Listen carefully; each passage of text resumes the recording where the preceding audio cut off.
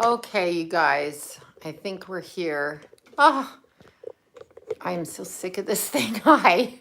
Hi, everybody. Oh my God. Okay, so I switched my stupid, okay, I probably look crooked. All right. So annoying. All right, I'm back. I'm back. I'm here. I'm back. But I have to get a pillow to sit on because I can't see myself at the right angle. All right.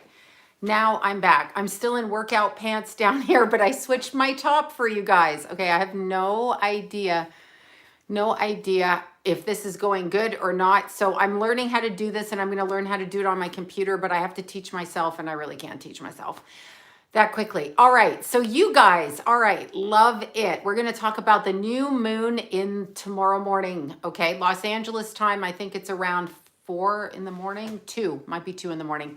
We're going into a new moon at 4 degrees and 12 seconds of Aries, okay? So tomorrow we have the new moon. So what do we do on the new moon? We bring in the energy we want. Oh, I love you guys. I know everybody gets so mad at me reading these things, but I love to do it. Wait, I see a super chat. There you go. Ginny did a super chat. Look, you guys. Cool, my first one. You guys told me to do it. That's so great. Awesome. Thank you so much. Oh my God. Okay, I'll do videos every freaking day, but I hope I have stuff to talk about. Thank you, Ginny. That's awesome. She's my first one. It's like de-virginizing me in the super chat. Okay, you guys, look, let's applaud her. Yay. Okay, very cool. All right, so tomorrow morning we have a new moon in Aries. It's at 4 degrees, 12 seconds of Aries. So what does that mean? Now, Aries is very interesting at the, oh gosh, another super chat. There we go. I think it's Tara, if I can see that right. All right, Tara. And then we have, okay, whoever crazy, I've just, the name just went up there. There's Tara, and I think it was Crazy Cast, and then I just lost that one. Oh my God, you guys forgive me. I'm trying to say them. Thank you guys so much. I see those chats up there. Awesome, amazing. Okay, so we have the new moon in Aries, and we also have Saturn jumping into Aquarius at the same time. So we're going to look to see, we have another one there from Robin. Thank you, Robin. Oh my God, from Fresno. Cool. Thank you so much, you guys. Awesome. Awesome. And then we have Megan. Where is Megan? Sloan, my mom worried now because her birthday is March 9th. It's okay. March 9th is a great birthday. What's wrong with March 9th? That's actually my wedding anniversary. Okay, wait, thank you. I just lost that name. I'm so bad at this. I swear to God. Okay, Stephanie. Oh, thank you. Okay, I am praying for everybody, and you guys should be praying. Wait, we have, oh my God, I can't say all the names. Okay, I see Alicia there. I'm trying to read everybody. Can I thank, okay, Queen Prodigy. I got that, Alicia, and then somebody just went up above that. Thank you, guys. I'm going to actually, okay, there's Mike. Thank you, Mike. So cool. Awesome. Okay, so, and then we have Jessica. Can see Jessica and Jamie. Thank you. Awesome. Cool. Let me see. North Bay, Ontario. Cool. Very good. We have Jay Renee from Oklahoma. Very nice. Thank you. Karen, where is Karen from? Okay. Wait, Dorothy Kilgaren. I got that. I got that.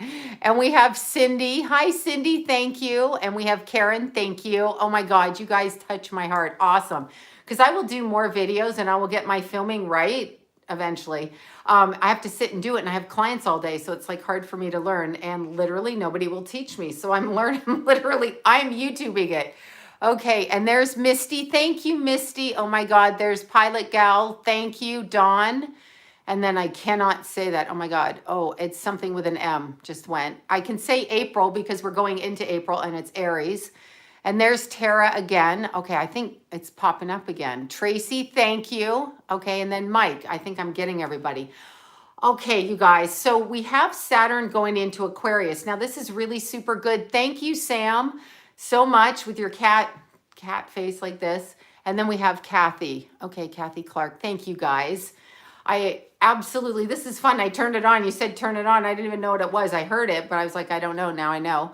And Air, thank you, Air Bundles. That's an interesting name. And Monica, thank you so much.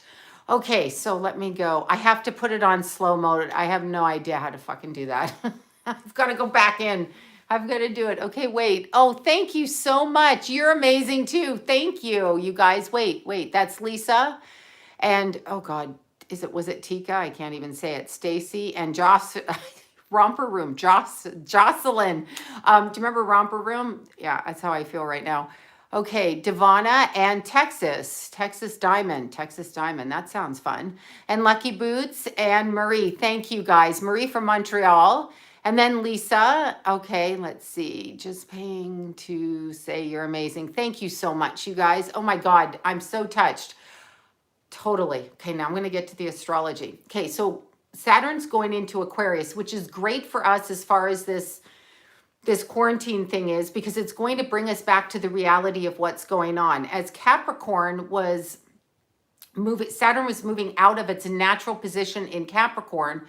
We have Saturn going into Aquarius. So it's taking the existing governmental structure and it's throwing it out, and it's putting in an Aquarian bent, which is kind of what they're talking about with social distancing, but it's more along the lines of socially pushing people to the next level to elevate them. And I think we're going to find out with the virus. I actually think what's going to happen, I know people want to be quarantined.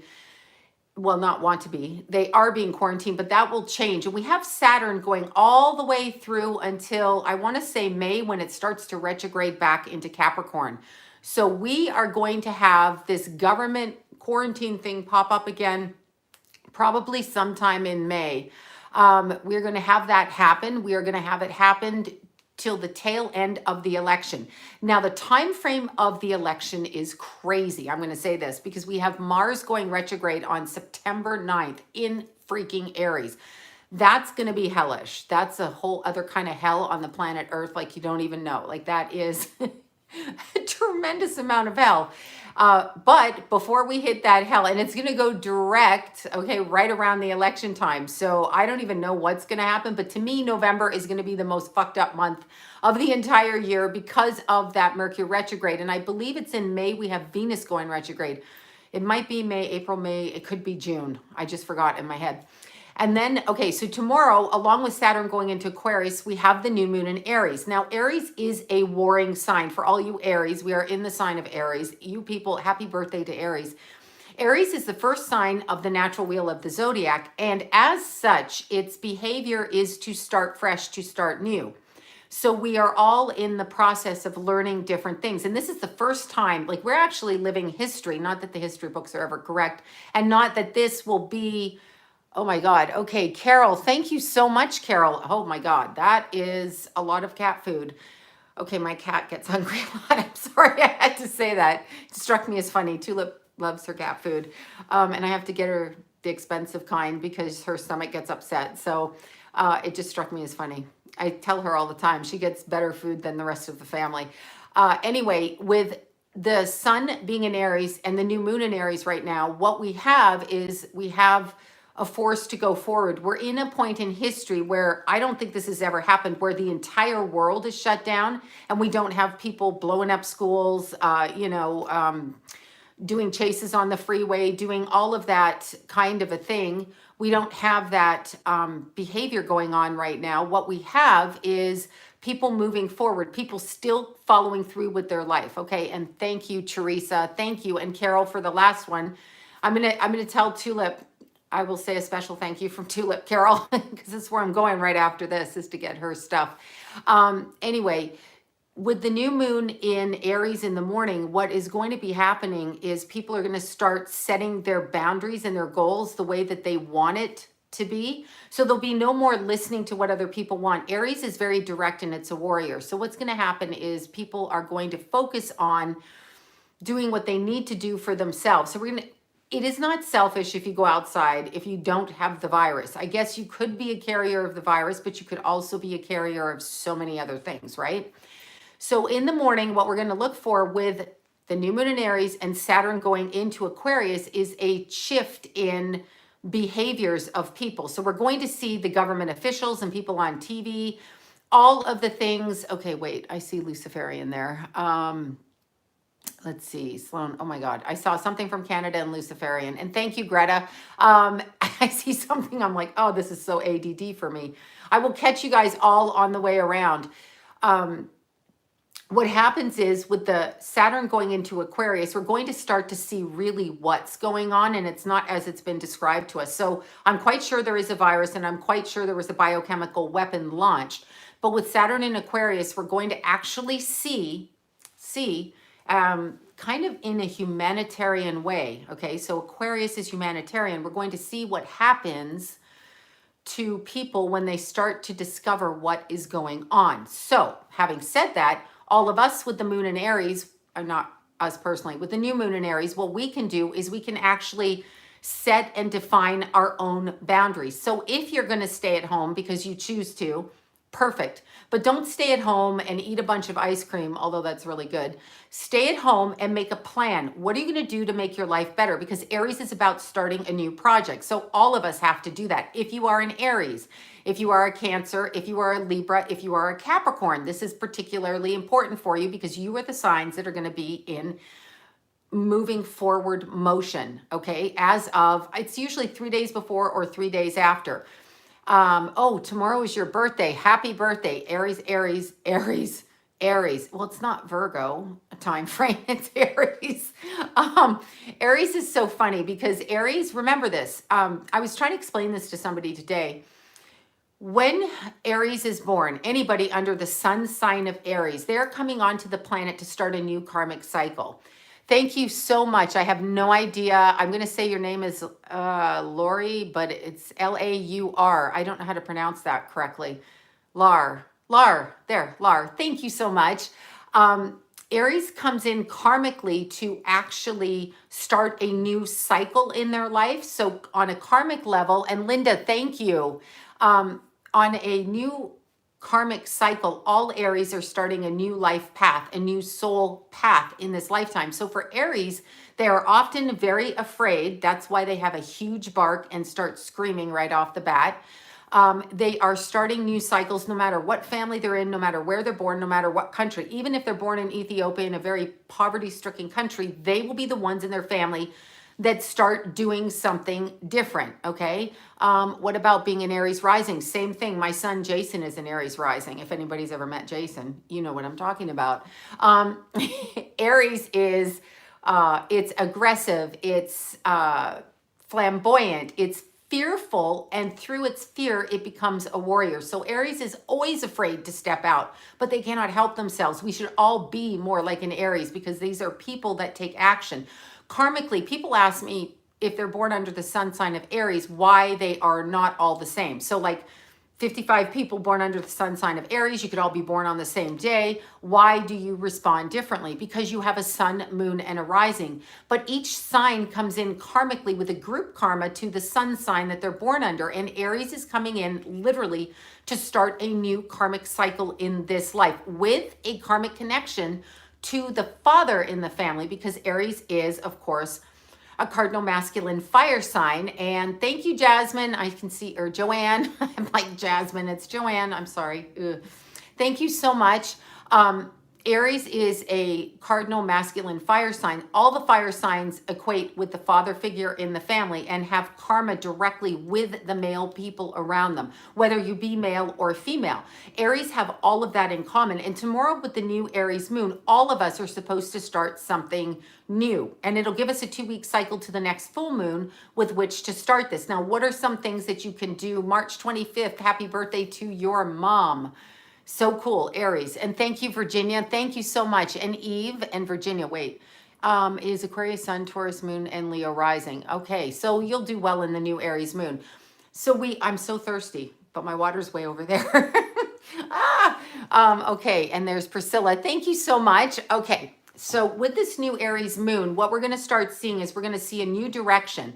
So look at the context of the new moon. We all have to start something new. So even if you're locked in your house with 3 kids, goldfish, a dog, a cat, and a nosy neighbor, or your parents, or whatever, start a new project. So I want you to think of 3 things you want to accomplish in the next 3 months. 1 thing per month to do. So I want you to write it down. Thank you, Kristen, so much. Thank you. I want you guys to write it down. And in the next month, I want you to do that one thing. It doesn't matter what it is. Maybe you want to clean out your garage. Maybe you want to clean out your bookshelf. Maybe you want to start an exercise program. Even if you start it on your living room floor, literally do it for 10 minutes. Walk back and forth, walk up and down your stairs, whatever it is. Aries moon tells us to do that. Thank you so much. Okay, I feel conflicted because I'm an Aries sun, Libra moon, Libra rising. That's an opposition, of course. Aries, I'm getting my water before I just, sorry, hold on. Okay, Starbucks. My new motto is not to go to Starbucks 7,000 times a day. I'm kidding. I don't go that much.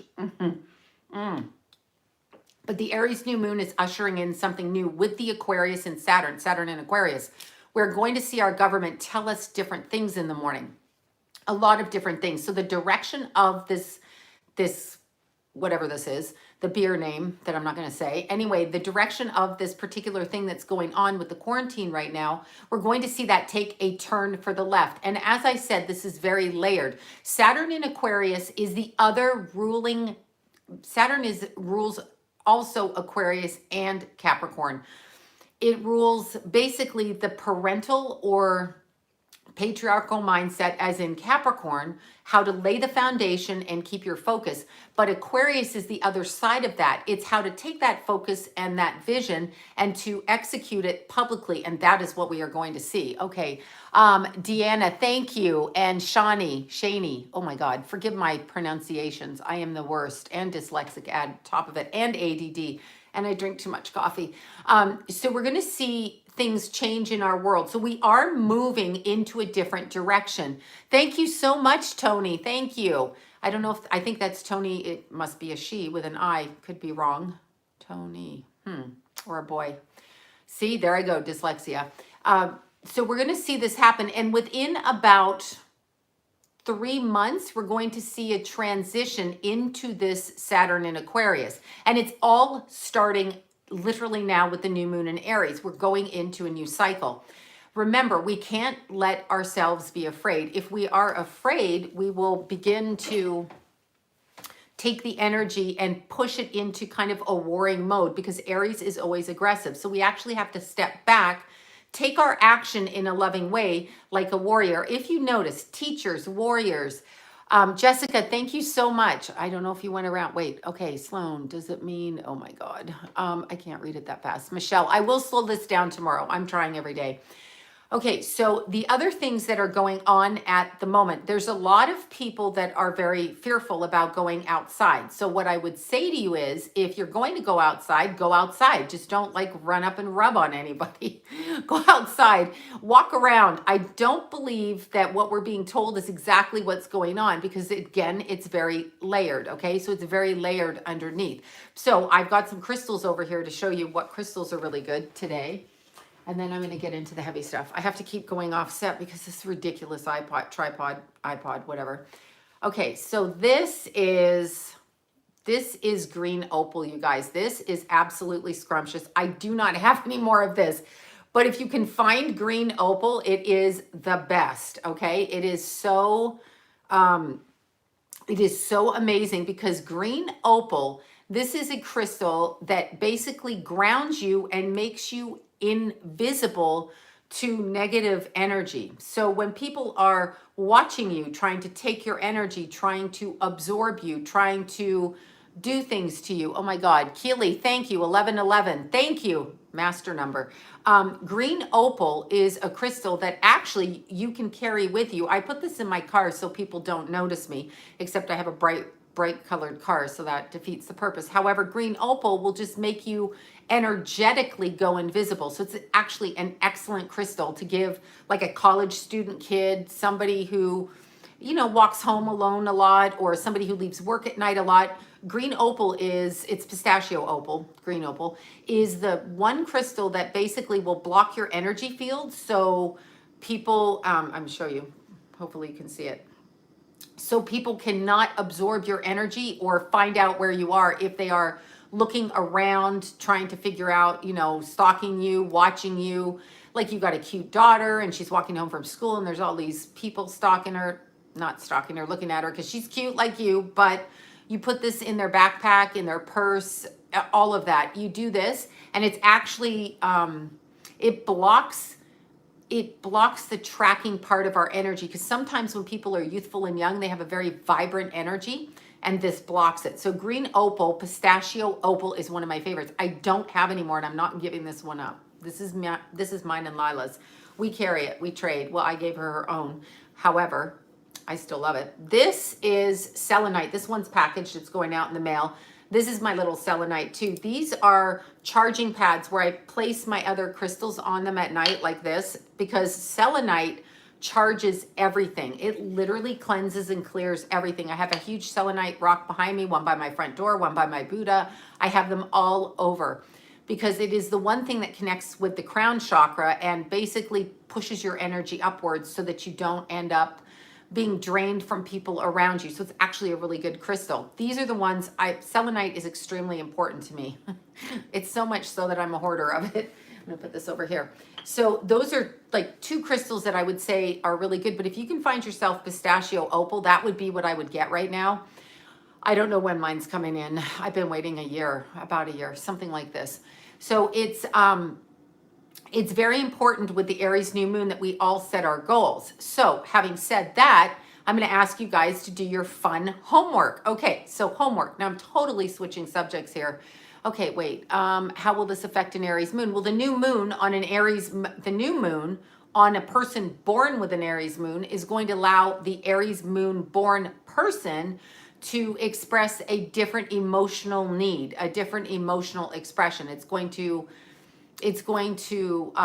allow them to see their emotions differently and exude it in a different way. So that's actually going to be really awesome for them if they want to start a new cycle, or because it's an Aries new moon, they could start arguing with somebody new. Aries loves to argue. I'm sorry. They're combative. That's just how they are. That's another thing I would explain about Aries. People say, you hear a lot of people in the metaphysical world saying things like, you know, you shouldn't be angry. It's all about love and peace. That's not actually true. Some signs resonate with different vibrations in order to actually trigger them into soul growth. So you can't say like running around being happy all the time is necessarily a good thing. It's always better to be happy, but Aries learns through anger. So Aries will get pissed off. Aries will get mad at themselves or somebody else, and it will promote the change that they need in their life. So Aries is very much moved forward, triggered through the actions of people being angry or them becoming angry. I've got to take it off again. We're having hot flashes or something like it. That's what's happening. Or it's just really hot in here. But anyway, okay. So Aries is triggered through their own anger and rage. So for an Aries person, when they get angry, it will actually prompt them to take action. A lot of us could use that. So Aries tends to learn through their anger. Obviously, if they're angry 24/7, that's ridiculous. 24/7, 25/7, the extra hour. But it's an Aries new moon. So I suspect we are going, oh my God, is Ellen dead? Okay, well, she kind of looks like she's going that way. I'm sorry, that's terrible. All right, so let's chat about what's going on in the world, because for your homework, what I find so freaking fucking interesting is people are texting me all day long with these celebrities that are in complete, do you agree with David Icke? Absolutely. I like David Icke. Not every single thing, but Agenda 21 and where everything is going, absolutely. David Icke is brilliant. He was there 30 years ago and he literally saw it. When I saw things 30 years ago, I absolutely repeated it, but I was a kid, whatever, people thought I was crazy. He actually went out there and took a lot of flack, and even, oh my God, yes, Shelly, you're asking about Shelly. I will be doing a video on her, but I can't actually mention the last name or the cult that she belongs to, but I actually did pick up on her energy. That was the most recent. I'm just trying to figure out how to word that video so you guys know what I'm talking about. But the crazy people that run the cult that she is part of, married into, do not come after me, because they're pretty batshit crazy, those people. It is a cult. It isn't a religion. They think it's a religion, but it's a cult. No offense to anybody that belongs to that religion. But I think it's really funny to watch the celebrities. Rita Wilson did something online tonight, and somebody sent it to me, and I'm looking at her, and I want you guys to study their face. So when it comes to being intuitive, the best thing I can teach you guys to do is to actually look at somebody, look at their eyes, look at their face, look at how they respond to things. Even if they're angry, when they're angry, how does it make you feel? Like, does it make you afraid? Do they smile to your face, but you really can't like get connected to their energy? Because a lot of these Luciferian types, not that I'm saying she is, but I am saying she is, a lot of these Luciferian types tend to have these picture perfect like Cupid doll smiles, and they're all for the camera. But if you notice these people, even Madonna, I saw Madonna shit on okay, wait, oh my god, lammy pie, thank you, thank you. Lammy pie, that's cute. I will never eat lamb. I just thought of that. Somebody told me to get lamb chops tonight, and I just saw your name, I'm like, oh no. I don't really eat meat like that. Chicken and eggs, that's not good, and salmon. But anyway, a lot of these people, Madonna was singing online, and she's singing, and when I'm looking at her, this woman was paid millions of dollars to entertain people, and she is horrific at singing, but she is singing in her bathroom. But when I looked at her and then I looked at Rita Wilson, I'm watching their faces, and suddenly I'm seeing it. It's like a beautiful statue that you see outside, and you walk by it every day and you're like, that's magnificent. Okay. And then suddenly you look and there's a crack. And then the next day you look and there's another crack.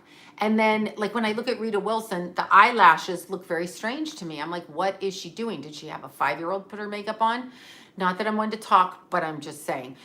So they're all, to me, very much showing who they are. We're seeing through it. And that Saturn in Aquarius is bringing that. Okay. Oh my God. I think that was Aya. I hope I'm saying that right. Thank you. Oh my God. You know what I'm gonna have to do? I'm gonna have to write a list for my next video for all of you guys that did this tonight, so that I can make sure I don't forget any names. So please forgive me if I do. If you looked at Rita Wilson, though, I want you to go look at her Instagram or her videos or whatever it was. If you look at Ellen has gone batshit crazy. You can see, if you've ever been around a detoxing drug addict, Ellen is fabulous because she's literally detoxing from something. She is detoxing. Her face is getting red. I'm surprised she doesn't have the sniffles and she's not running around like this going like this. But you can tell when you look at her, she's actually looks like she's detoxing from something. Now, not to be mean, but what is that? Why they're the same? You and I are here. I'm here. I don't look like that. You don't look like that. So what is going on exactly with that? And with Madonna and with Rita Wilson, and who else did I see? I saw somebody else going batshit crazy in their car, just absolutely insane. And I thought, what are you, 5? Like, really, are you 5? And it was interesting to me. So they are all they're being shown for who they are. We are now seeing them for who they are. And it's fine if they choose to be that way and they choose to be that kind of person. Okay. It's absolutely fine, but we are seeing them. So we have given so much of our time and attention to these people, and we have been taught, and that's a form of social grooming. Like when you groom a child, okay, and like the Catholic Church did, I hate to bring up the Catholic Church because it's so freaking obvious, right? But the Catholic Church groomed these altar boys and children and groomed the family members so that nobody questioned it. It's called grooming. It's like, oh, well, come over, I'll give you a lollipop. And then, when you come over again, we'll buy you some new shoes. And then when we buy you some new shoes, what happens after that? Well, I bought you new shoes, so I should be able to pat your head like this. Oh, no, let me just put my hands down your pants. That's actually what grooming is. It kind of goes that way. But as a society, we have been told that we need to watch the Oscars, the Grammys, the Emmys, the whatever, the Golden Globes. We've been taught that. We have all fallen for that. It's something we did. We all watched Disney as a kid. Who the hell didn't watch Disney? We've all done this. We all watch these things. Why? Because I'm thinking as a kid, why do I have to watch this? I remember thinking that. And I remember sitting down with Rascal Pants with Lila, and I watched Frozen with her. We watched it on TV, not at the movie. And I remember thinking, this is really interesting. It's interesting, and I don't even know why this is a thing. Like, it was just, it got so much PR, and I was like, I don't understand. And yes, what we're talking about with these people, in my opinion, is they are vampiring the life force out of children. Who, look at, look at who has the most life force. Children. Children have the most energy. It's not us when we get over a certain age. Children have the most energy. They have the most vivacious. They've just come from the other side onto our side. So they're raring to go. So why not steal their energy? These people are actually stealing the life force. It's a form of greed so that they can remain youthful.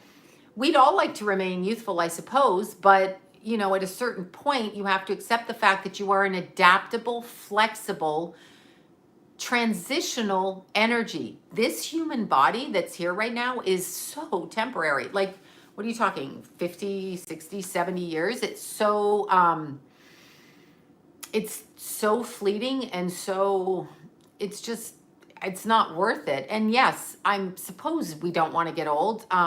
I certainly hate if my pants go up a size, or like when I was pregnant, I hated, you know, what that did to my body physically. I loved what came out, but I just hated that whole expansion. Got to eat pizza all the time. Just kidding. Anyway, I was thinking of the pizza onesie that Miley Cyrus, I just saw that video. I was like, oh my God. But when you're pregnant, for example, you expand and you have no control over your physical body. When you age, you really don't have control over your physical body either, right? You don't have any control over it. So these people are stealing life force energy, literally modern day vampires. That is what they are doing. Lindsay Lohan so clearly and obviously, unfortunately, and yes, or at least in the past. I don't know about now.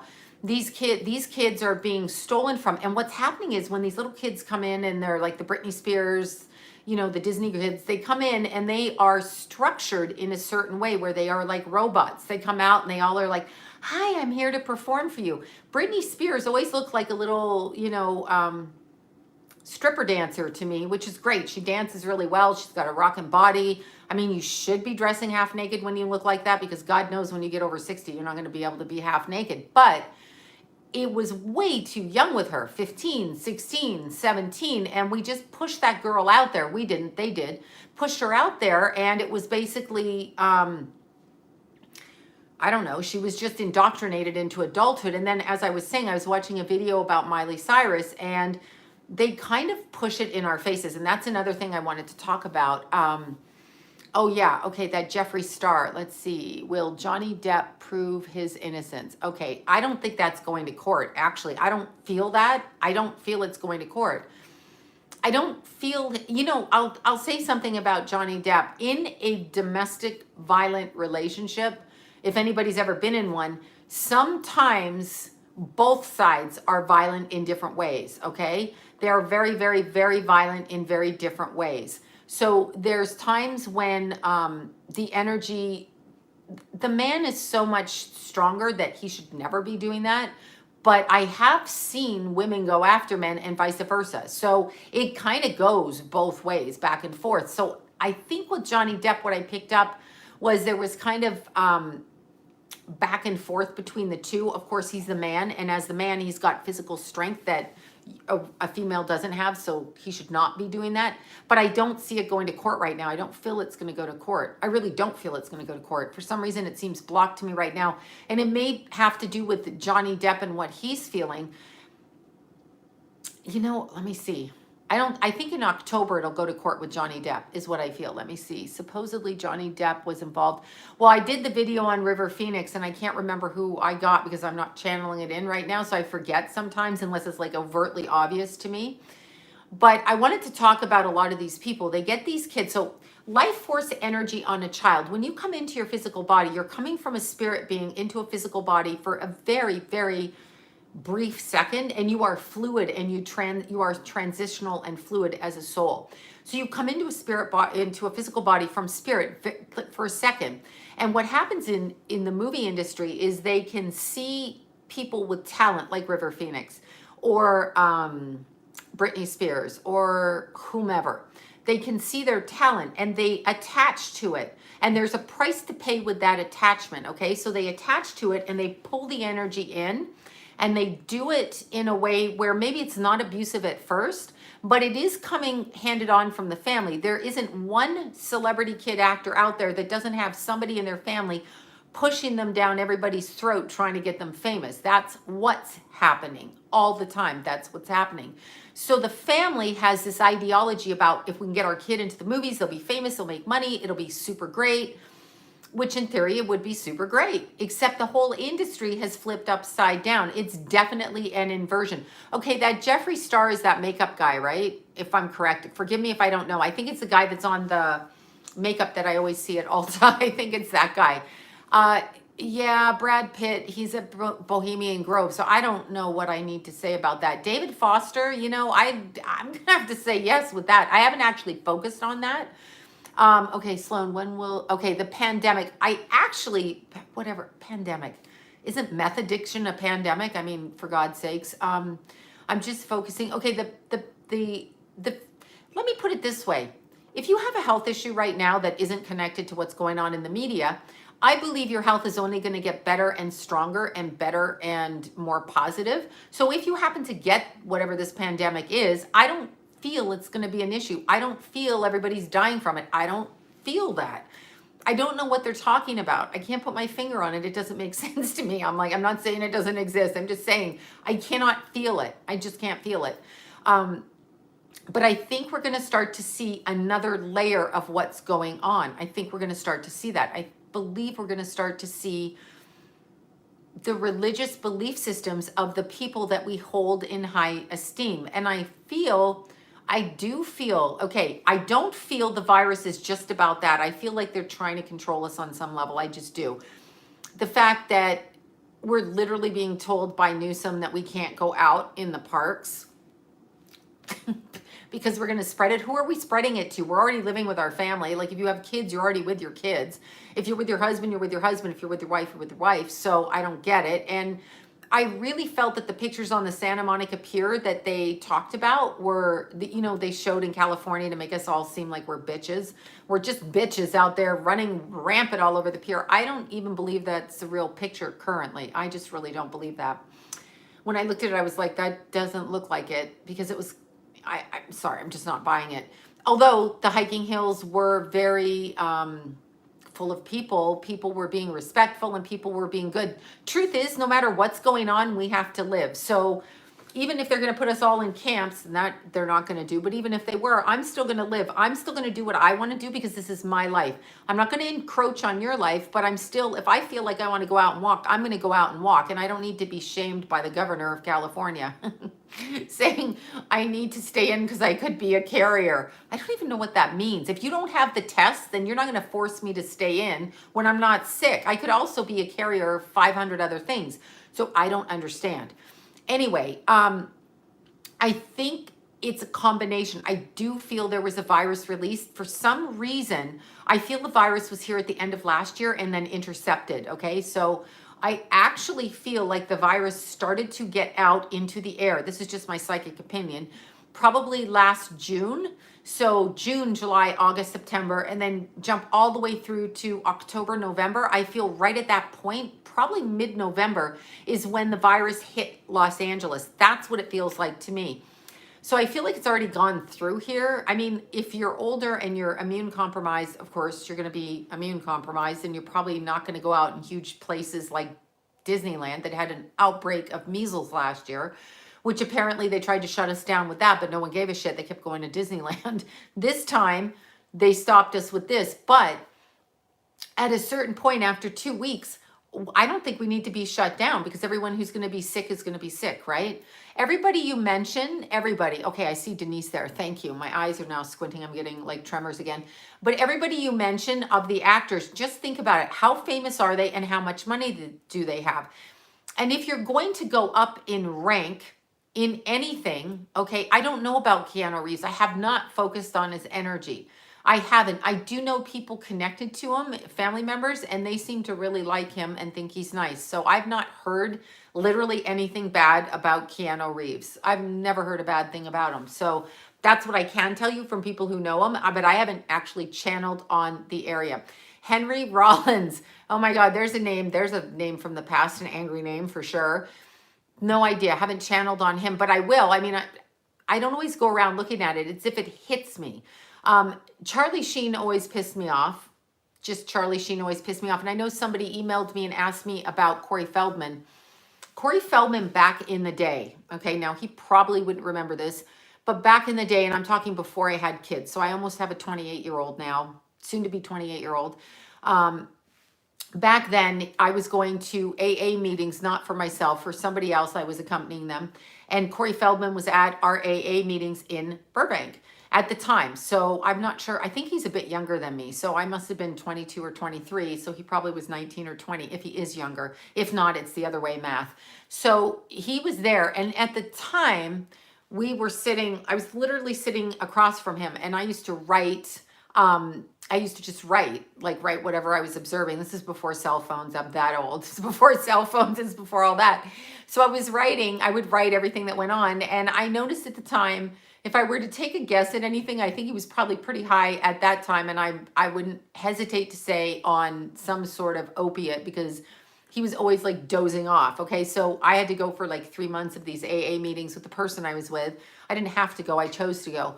So he was there for all of those. And that was my experience with him, just kind of randomly. However, what I will say, somebody asked if I knew that he was kind of distraction for the pedophile movement, or whatever they're calling it these days, the child abuse thing. And I would say yes, because he negated to mention certain names. Okay. So he didn't mention the directors of movies that he's done, and he didn't mention certain people. And it's like, you can't say this when you know damn well this. And I know that he knows this. So when he left that out, I was like, yeah, I think he's telling half truths. That's what Corey Haim said. He needs to tell the full truth, which he wasn't.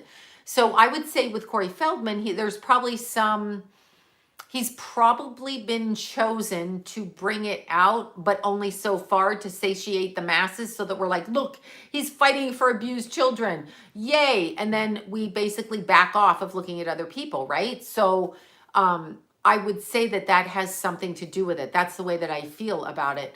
But he's not completely wrong either. He's entitled to reveal what he wants or not, because he was the victim of child abuse. So I kind of go down Grace Kelly.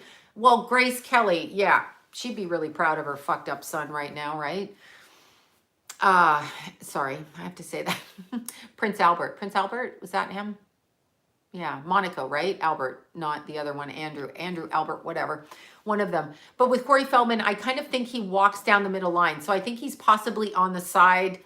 I think he's maybe a puppet, and he speaks partially truths and not. So he gives us just enough information, but not total information. So we never have like a huge thing. I don't want to channel that little woman, those little babies, Shannon Watts babies, because the family's still, that's so new, and I just don't want to do it. I don't feel like doing it. What I can tell you, honestly, though, I will tell you about that. Okay, what was that husband's name, that Shannon Watts husband's? Chris Watson, whatever. The fucking prick that killed his children. See, it really agitates me, and I don't even like to go there. But what I did feel, and I'm going to say this, the girlfriend that he had at the time that he murdered his wife and kids, the girlfriend that he had, I feel they were practicing some kind of...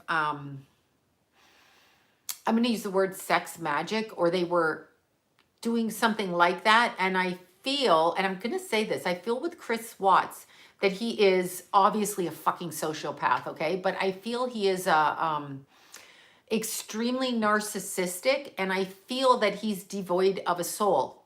So these people that are in the cult that we were talking about in Hollywood, their souls are pushed out. Narcissists like this husband who killed his beautiful wife and children, narcissists like that are also without soul. So really what we're talking about is shells walking around being driven by something. I don't know what they're being driven by, but we're talking about shells that are extending the physical outward, but it's like someone's driving your car that's not you.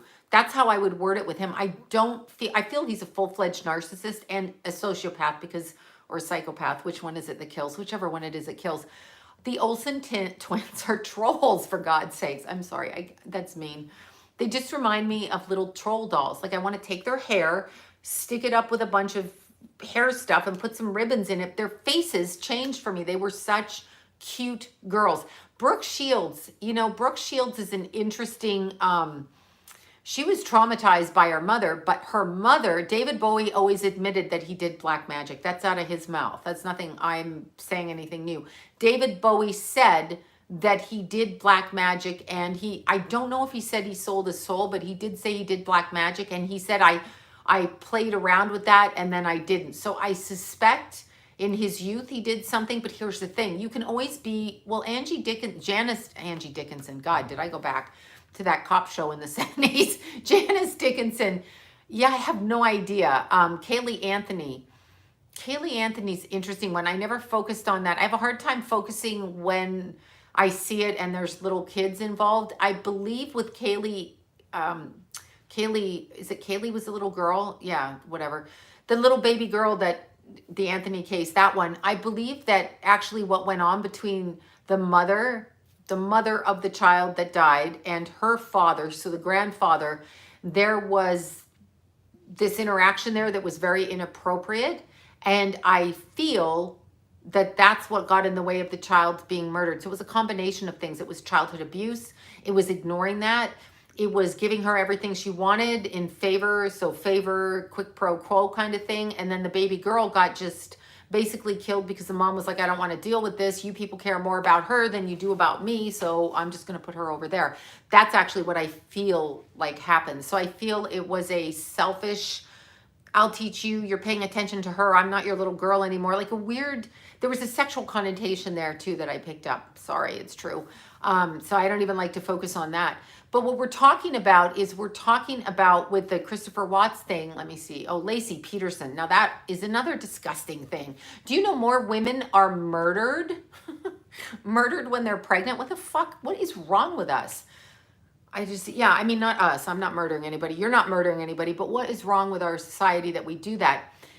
I'm going to say this to women because the thing that I notice most with Lacey Peterson and Shannon Watts, both of these women wanted men really badly to complete who they were. They needed a man. That's the impression I got. They wanted a family. They wanted babies. And I totally get that because that's what I wanted too. I love my babies. I love my grandbaby. I love all of that. And that's all I really ever wanted. Well, certain things, but I wanted to be loved. I wanted to have a family. I wanted to do what we're taught to do as women. But I think that they overlook things. Let's see. Yay for lesbians. Who just said that? Yay for lesbians. Okay, did I just say that? All right. But lesbians can have babies too. But I wanted to say, I feel both of those women had a real need to be with these men. I also feel it's karmic, but I also feel they picked narcissists. Okay, so I feel like they picked men that are devoid of soul. Now, how did these men get there? For all I know, they could have been doing bullshit or come in with it. Sometimes we give birth to kids that are not right. Like you can see it. All you mothers out there that have had kids, you can kind of look at your kids and you know, even in the first weeks, from the way that they cry, the way that they demand attention, and then you can kind of see it. Do they take responsibility for things? Those kind of things. So I actually believe we are talking about with these elites that are doing the stuff that they're doing, that is in the middle of this virus that was unleashed on us. And I really feel like it was unleashed on us by their team, the opposite team of like the God team, to stop us basically from whatever. They want to kind of take us out. So I believe it's like that. But I also believe these celebs and these elites are a narcissistic cult. Not all of them, but a lot of them are a narcissistic cult. That's how they get where they're going. They have to participate. They're not getting in the club door. What does it remind you of? Okay, so Ryan Seacrest, how many jobs does that man need? And how nice is he? Very nice man, outwardly. Super, super nice. That's part of the game. Super, super charming, super, super nice. Way too many jobs in Hollywood. Why does he have access to all those jobs? Can they not find another person? That in and of itself is a little bit suspicious to me. Soulmates, I'll talk about that in a second. Michael Hutchinson, is it? Yes, Hutchins. Hutchinson, I'm throwing on names here. I definitely feel like that was murder. I don't think we knew it at the time, and I think that his kids were snagged up. I think that his daughter was murdered. I think that his ex-wife, girlfriend, whatever she was, baby mama, she was murdered. I think all the way along. Okay, I don't know about Jennifer Lopez. I think when she made the deal with P. Diddy, when he shot the guy in the nightclub and she defended him in court, I think that she got her payback right then. So that's part of it. She got her graft right then. She went into court and said she didn't see anything. Don't know if you guys remember that in the 80s, might have been early 90s, somewhere in there. But anyway, P. Diddy got into a scuffle where he murdered somebody and she said, I didn't see nothing. J-Lo from the block, city block with her butt. Said that, and maybe she didn't, but she was right beside him. So after that, Eric Clapton, yeah, he had that little baby that died. That was so sad to me. I don't even know what to say to that. Very, very sad. And keep in mind, I want you to understand, when you make these deals, okay, contracts for your soul, even if you think you're fucking joking, all right? If you do it, there's an energy that comes with it. And maybe these people are not, like Eric Clapton is not consciously doing that, but they're going to take what they want because you signed a contract. Now, here's the interesting thing. I was talking about this with somebody the other day.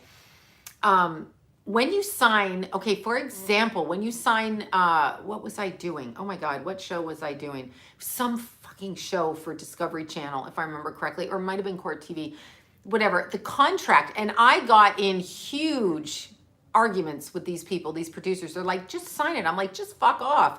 So I walked out of a lot of stuff, but they got you to sign something where you were signing into perpetuity, perpetuity, forever. What the fuck am I signing for a TV show that you own my mother effing image into perpetuity? So you're saying you own my image after I die and my kids don't own my pictures? You own my footage? I don't fucking think so. That's what they wanted you to sign. And that really bothered me because I would write amendments with the contract. And then eventually I just tell them I get into such a tizzy, I wouldn't sign the contract or do the show.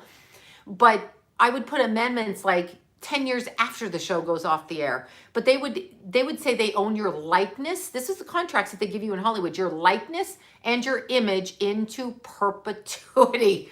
That's forever. What is that? That needs to be changed, actually. We should all, but we're so desperate in the industry to get out there to be famous, to do this, that we'll sign anything. We are that desperate. We're young actors. We see Brad Pitt. We see Angelina Jolie. We see Cary Grant. We see Marilyn Monroe. And we're like, I want to be like that. Who the hell doesn't want to be like that, right? Okay, oh my God. Okay, wait, nocturnal something. Oh my God, this is going up there. I can't see it. I'm going to thank you all guys in the beginning of the next video, okay? Because I can't see everybody right now. And I apologize, but I so thank you guys. So when we are looking at things like admiring entertainers and wanting to be like that, of course we want to be like that because they seem successful. They get $1 million homes. They fly on jets. They travel all over the world. They have really nice clothes. They smell really good, delicious, in fact. They are pretty. They can get all the surgery they need, braces, glasses, everything, bleach. They can spend $400 to bleach their hair. They can do, okay, Willow Smith. I'm sorry, I've got to go. Now you just distracted me here. Willow Smith. Okay, Will Smith and Jada Pinkett. If you can't look at them and see something, then I can't help that. Look at their eyes. Will Smith goes around smiling. He's always happy. His kids, I don't know what to say. They're children. They're his children. So I guess it's his business. But I don't know. Willow Smith, does it seem normal to you? Really? I mean, you know, there were pictures of her in her bed. That's all I remember, with a much, much older boyfriend, man, person. She's laying there in the bed with him, and it's like, why is he even in your bed when he's like, she's a minor and he's an adult, like, and not a relative, okay? And why are you posting the picture? It's one thing if you want it to happen, but why are you posting? Somebody's texting me. They're all detoxing from baby's blood up there. I'm sorry. I'm looking at my personal text, which I should turn off too. And I'm laughing. That came in. Okay, wait. Chandler's. Wait, how about, oh, Rachel Chandler. Oh, like Daryl. Oh, I don't know. Oh, that's the guy in England, right? Daryl Achokra or something or whatever. Yeah, I don't know. You know, there's a lot of people in the industry that I've run into from being on camera, and a lot of things that they do, and a lot of things that stage. I've done shows where I've gone in and they're like, we want to hire you. And then they're like, but we want you to say this and do it this way. And I'm like, then why do you want to hire me? Just hire a fucking actress, right? So there's a lot of that. What I learned as I matured in my life when I did shows as a psychic is no matter what a producer says to me, I'm going to do what I want and read the way I want, no matter what they say, because I'm not an actress, I'm me. So if they tell me to be scary, I'm going to go on there and do what I want anyway. Whether if I'm going to read the truth of what I get, whatever that is, if it happens to agree with what they're saying, then that's super cool, right? But if not, then it doesn't matter. So I'm going to do the best I can do. But they do kind of want to stage it because they've gotten the public so used to seeing things. And here's the key with psychics. Psychics get a bad rap. Call them intuitives, call them empathic, call them clairsentient, clairvoyant, call them psychometry, where they hold an object and they read it. Call them whatever you want. Healers, bird talkers, bird whisperers, you know, I don't care what you call people, call them anything you want. They have put us on TV. First of all, very rarely do they want an attractive psychic on camera. There are a few, but most of the time they have a certain look that they want to put us in a box. And it's not an attractive box. It's the exact opposite of actresses. Actresses, they want to all be the ingenues and they want that. In the psychic world, they want, I am going to come to Ireland with the green hearts. I saw the green hearts. Psychics, they want us to look a certain way. Then they want us to behave a certain way and do scripting and follow their lead a lot on camera so that they can call us crazy and discredit us. So for all the psychics out there, we all want to make money on camera. I mean, not my goal at this point. Well, YouTube, yes, I guess if you could word it that way, but TV shows a different venue. But they've got to stop doing it because they want to make the money and they will script it and they will sound really good and they'll market it and they'll take them out on tours and they'll do all of this. But the problem is we get such a bad name because they look they look crazy when they get caught making up bullshit stories. Psychics are not always right. Psychics will deviate in certain things, but I mean, what we see on TV, they want us to, I don't know anything about Jeffree Star. I have to actually see if it's that guy that wears makeup. Teresa Caputo, I don't know. I can only tell you when she got hired around 2009, the screenplay for her, they put her in a serious psychic's life and basically made her kind of a jokey with an accent over there. And I don't know if she worked. There's some record of her saying that she worked.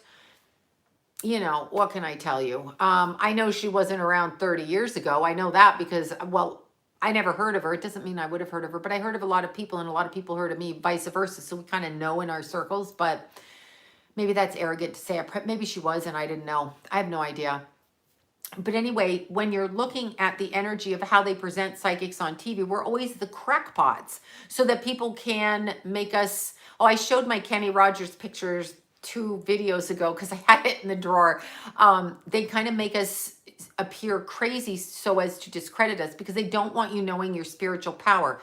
If you get your spiritual power and you trust that you are fine, like literally trust that you're okay, then you have nothing to fear. And if you have nothing to fear, you can't be manipulated by the mainstream media and their fear porn, nonsense, garbage crap that they throw at our faces. I have not had a TV and people will text me and tell me what's going on. And I'm like, stop texting me. I don't have a TV anymore because of that, because it's so obnoxious. What they put on our TVs and what they try to shove down our throats is disgusting. They should really be ashamed. And a lot of times they edit it and a lot of times they lie. I don't know about Kim Russo, to tell you the truth. I think she's the Dead Files. I don't know anything about her. Never watched it. I try not to watch TV. I try not to watch it. It makes me crazy. Jane Mansfield admits being a Satanist, doesn't she? Yes. She said she was a Satanist, and I believe she died midlife. Very young woman, real pretty young woman. And, you know, doing well, but not happy. See, here's the thing. When you sign these contracts, like just look at the contract. See, oh, who said Darlie Routier there? That's the one that killed her babies. I hate these women that kill their babies, like that Smith.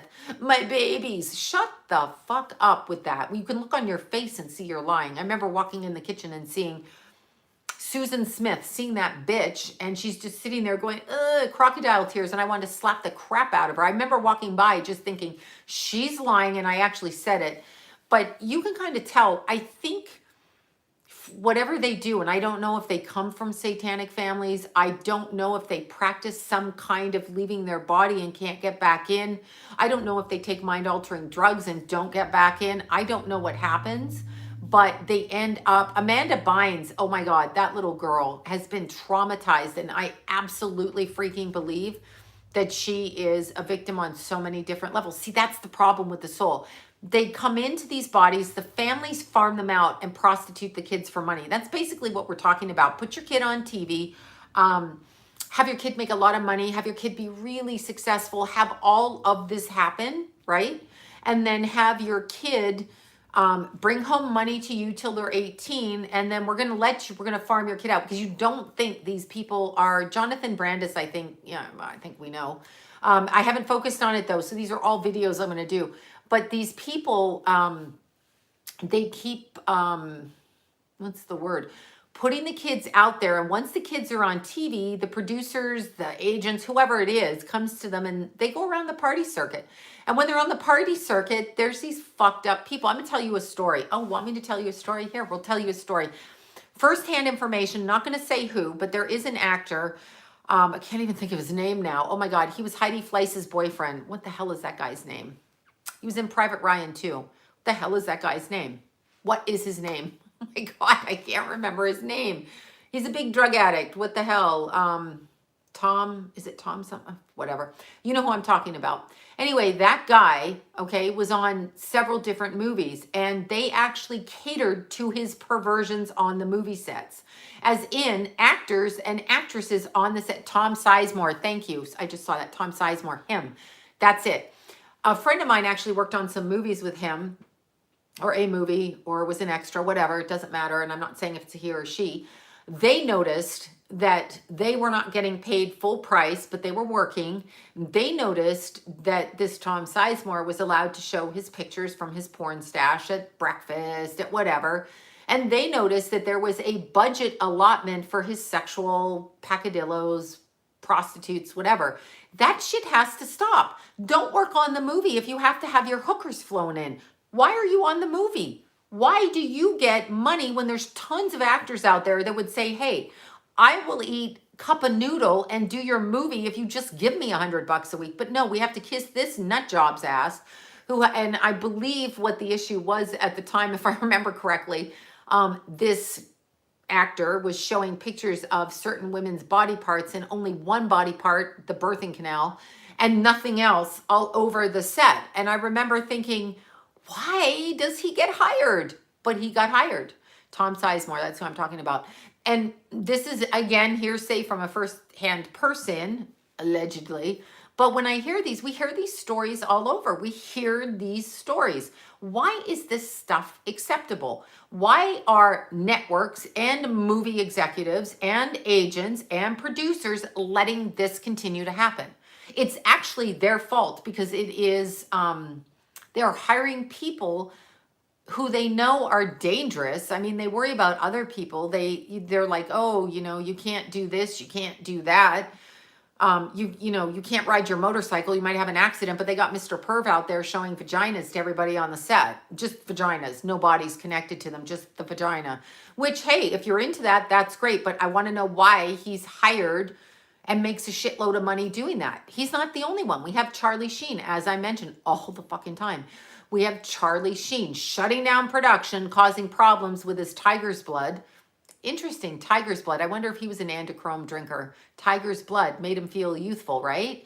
I don't know about Bob Saget. No, nothing. I haven't even never watched that show, really. I've heard what you guys say about him, and I believe that. But we hire these people and they get to make all this money. They get to have their stage fright. Like, can anybody be professional and show up to work? Because I'm sure if you and I showed up to work and started blathering on about tiger's blood, vaginas, bleaching your butthole and shit like that, like the Kardashians talk about, I'm pretty sure none of us would be hired at our job. But Hollywood is like, yes, let's applaud that. What is that? That's what they're teaching young kids. They're grooming our children. Tom Hanks, don't get me started. Okay, somebody sent me a tape. Oh, it was Lisa. If Lisa's out there tonight, I don't even know if she's watching this, but Lisa sent me a video. Anyway, I'm going to tell you how I know Lisa. I'm going to tell you a Todd Bridges story, but Lisa sent me a video of Tom Hanks from back when he was on that show, Bosom Buddies. And I do remember that show where he's dressed as a chick. They had to dress as a woman, right? They had to come in as a woman, wear women's clothing, or they could get cheap rent or whatever. See, you know that they've sold out when they're put the women's clothing on. Why do we always have to dress men in women's clothing? Because are we mocking men or are we mocking women? I'm never quite clear, because like in that Tom Hanks clearly could not pass for a woman. I mean, he wasn't trying to pass for a woman. It wasn't like a drag queen thing. And Donna Dixon played his roommate or girlfriend. And Donna Dixon is married to, Dan Aykroyd. It almost went out of my head. Blues Brothers. Dan Aykroyd, Canadian, whose brother, if I'm correct, was a spiritualist. So Ghostbusters was written on their experiences, but with a funny twist, because Hollywood won't put a real ghost story out there. They do now, but they wouldn't back then. But they will, however, pay you to get your hookers in to take pictures of their vaginas. But God forbid you say that you really saw a ghost, because, oh no, we can't have that. But if you want to show your vagina to everybody at the breakfast table, we can, in fact, pay you a big shitload of money to do that. What's that about, really? Just thinking about that. But anyway, Dan Aykroyd ended up marrying Donna Dixon, which just makes me think all the way back to Phil Hartman and his wife and that suicide murder and the drugs and everything right there, right? All of that.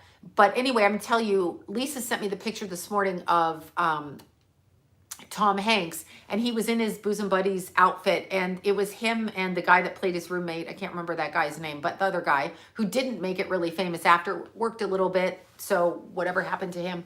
Anyway, the picture is Tom Hanks, and it's like straight on like this, right? So he's in his skirt or whatever the hell he was wearing, and he opens his legs and he starts like pretending to rub his dick, literally, and then pull his underwear back. I'm gonna have to post that. And I'm like, okay, so he could be like a young guy being an idiot or whatever, but interesting that that was found at Peter Scolari. Yeah, that guy. He didn't really make it very, thank you. He didn't quite make that famous after that. But anyway, I saw that video. Lisa sent it to me.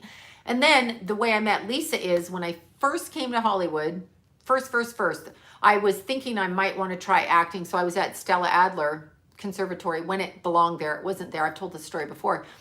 And I was with a bunch of actors. Some of my friends were on soap operas for years.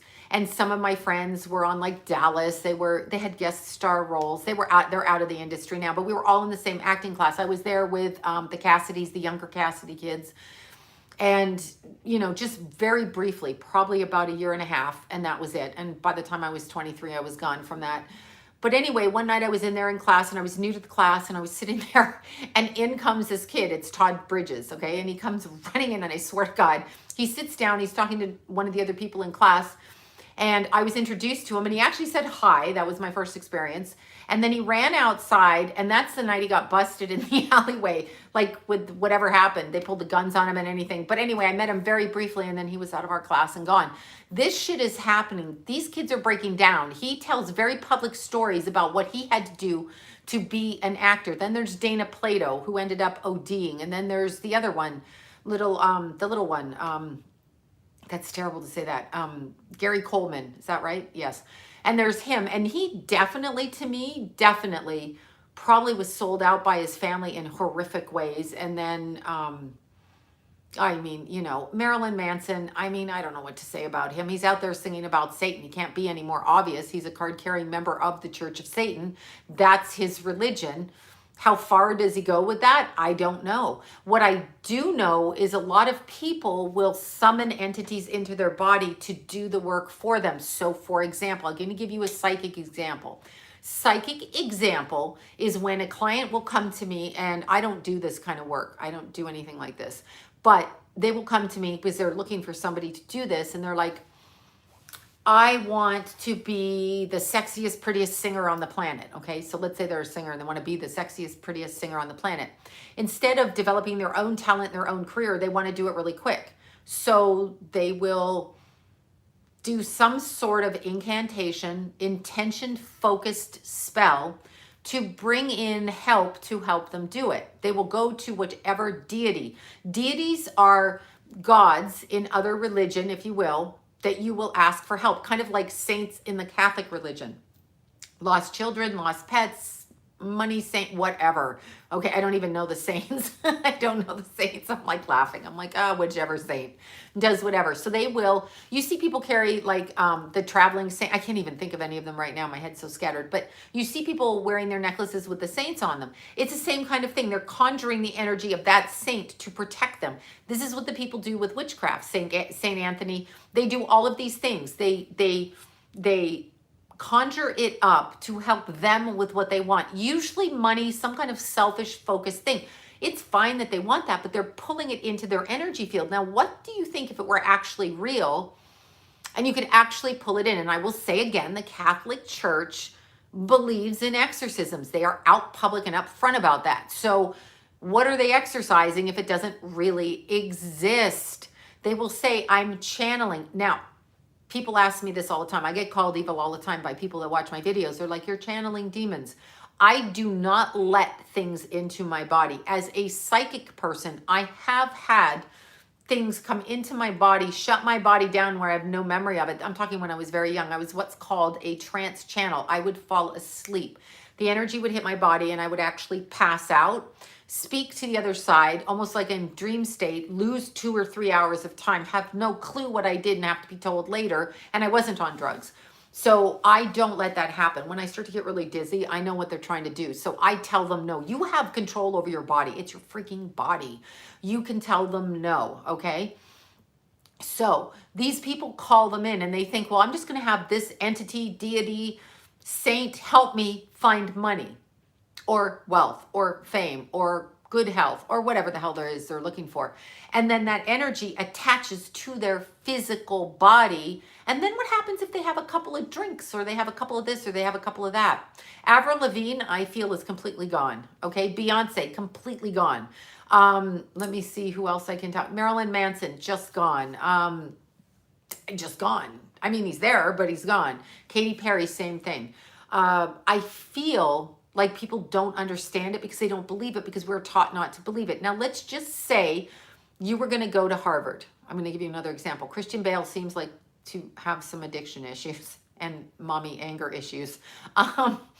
Since he punched mommy and his sister in the airport, or girlfriend and mommy, he seems to have these issues, doesn't he? He seems to have these issues just on a whole. Those are maybe psychiatric issues. Damn good actor, but I don't know what he's channeling there. Let's just say you got accepted into Harvard or Yale or Stanford. So let's say they have initiation. We hear about it, hazing. Why do people allow themselves to be hazed, where they allow beer stuck down their throats? They got to go out in the winter, take some LSD, go out in the snow in their underwear, drink a bunch of beer, let someone punch them in the face, throw them down the stairs, they end up dying. So this is in college, not even a cult, not even in Luciferianism, not even in a religion. It's indoctrination. So in order to join the group, I have to do that. That's like, here, smoke the crack pipe or you can't be our friends. Well, I can still be your friend. I don't have to smoke the crack pipe. However, they're not like that. So this is what I think we're talking about. Now, somebody keeps asking about soulmates.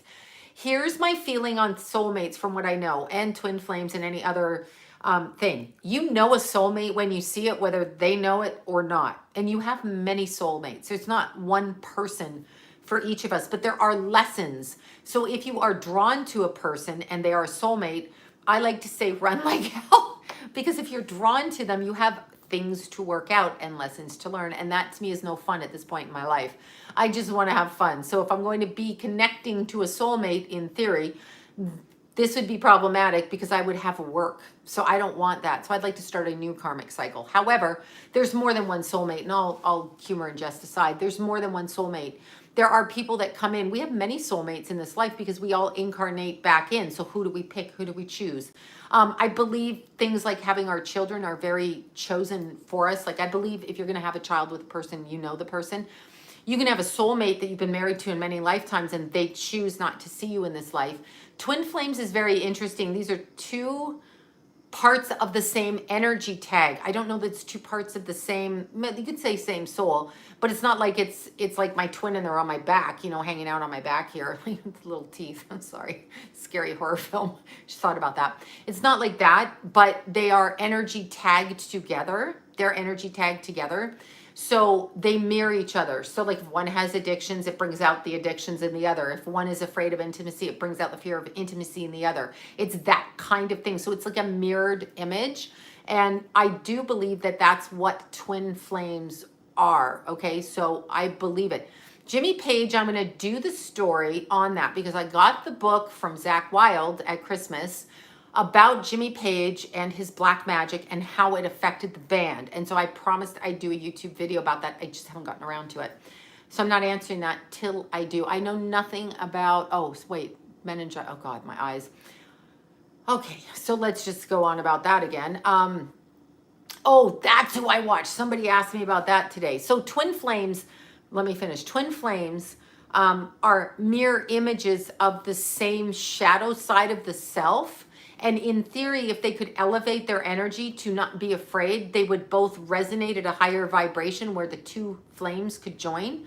But we're on Earth and we're human beings and we're pretty stubborn at times. So I'm going to go with a no on that one. I'm going to go out with a no. I'm going to say that's not working, right? Because we can barely accomplish anything. If you can accomplish a relationship on any level where you don't want to kill the other person, and I don't mean literally, but you're doing pretty well because it usually lasts. But remember, here's another thing. We are taught that we are supposed to be married for life, for our entire lives, like till death do us part. Keep in mind, we used to live until we were 30, so that maybe wouldn't have been so hard, 14 to 30, 15 years, whatever it is. However, marriage is not actually that. We are to stay with people until the soul connection has been worked out, the lesson has been learned, okay? Can an animal be a soulmate? I don't know. That's interesting. Can an animal be a soulmate? That is very interesting. Well, I don't know how the sex thing would work with that because you can't do that. Okay, sorry, being sarcastic again. I'm sorry, I'm like, my mind's flipping. What I would say with animals, because animals to me are higher vibration than human beings. This is honestly my understanding. I know we have to clean up their poop and all of that, but that's not what I'm talking about. They are sent to Earth to actually heal us. This is what I've been told. They're sent to Earth to heal us. And their vibration is so much higher. They choose as angelic beings to put themselves in our hands to show us healing. So when we abuse animals, it's really, really bad. So people that harm animals are very, very, very bad. Very bad, very bad people. I sound like a Seinfeld episode. You're a very bad man. Oh God, I've got to stop. But animals are healers. So I think their vibration is above human beings. For the most part. I don't know about ants. I don't know about crickets. I don't know about that. But I'm talking the animals that we bring into our homes, horses. It could be raccoons. It could be dogs. It could be cats. But those animals that we bring into our houses, they are healing for us. So they are our guides and our angels. So they are special to us. So in a sense, they could be a soulmate who's come back to heal you through your interaction between you and the pet.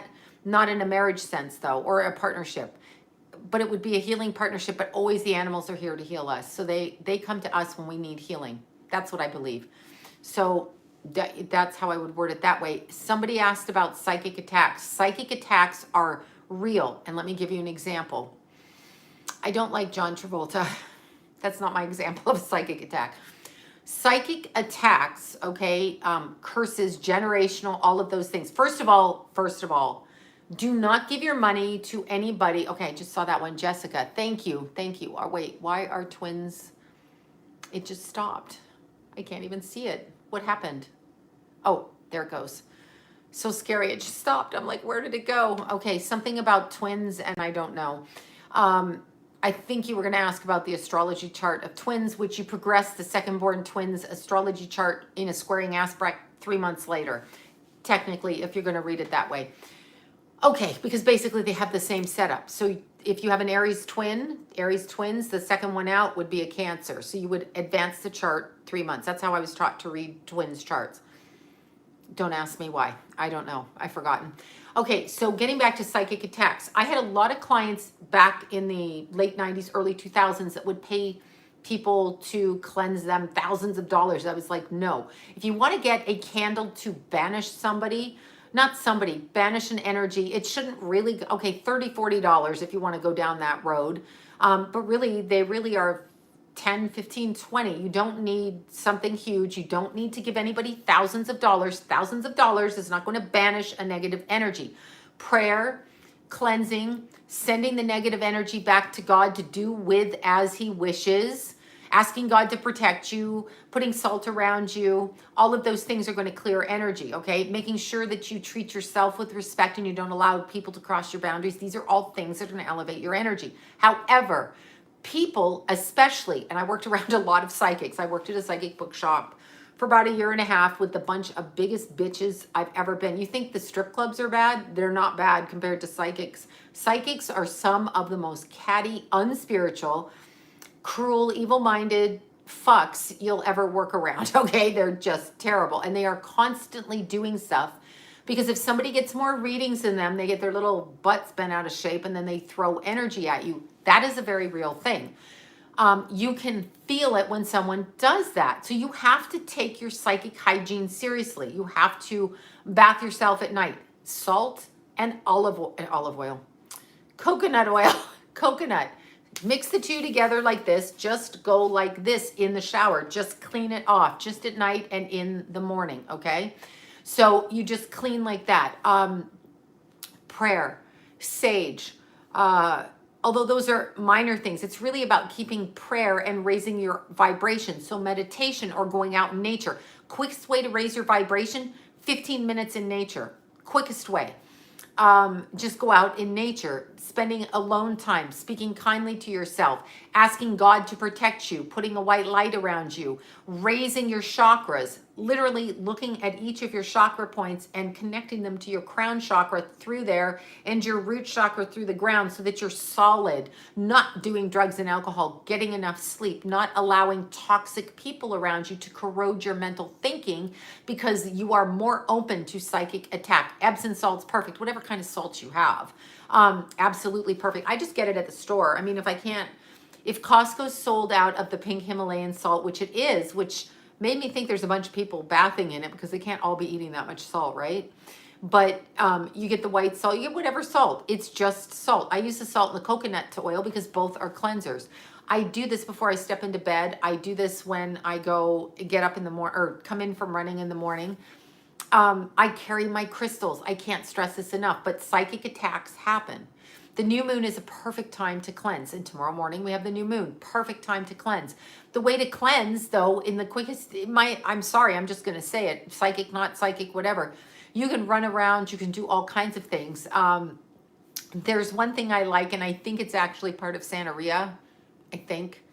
I don't know. I just like it because it involves eggs. I love eggs.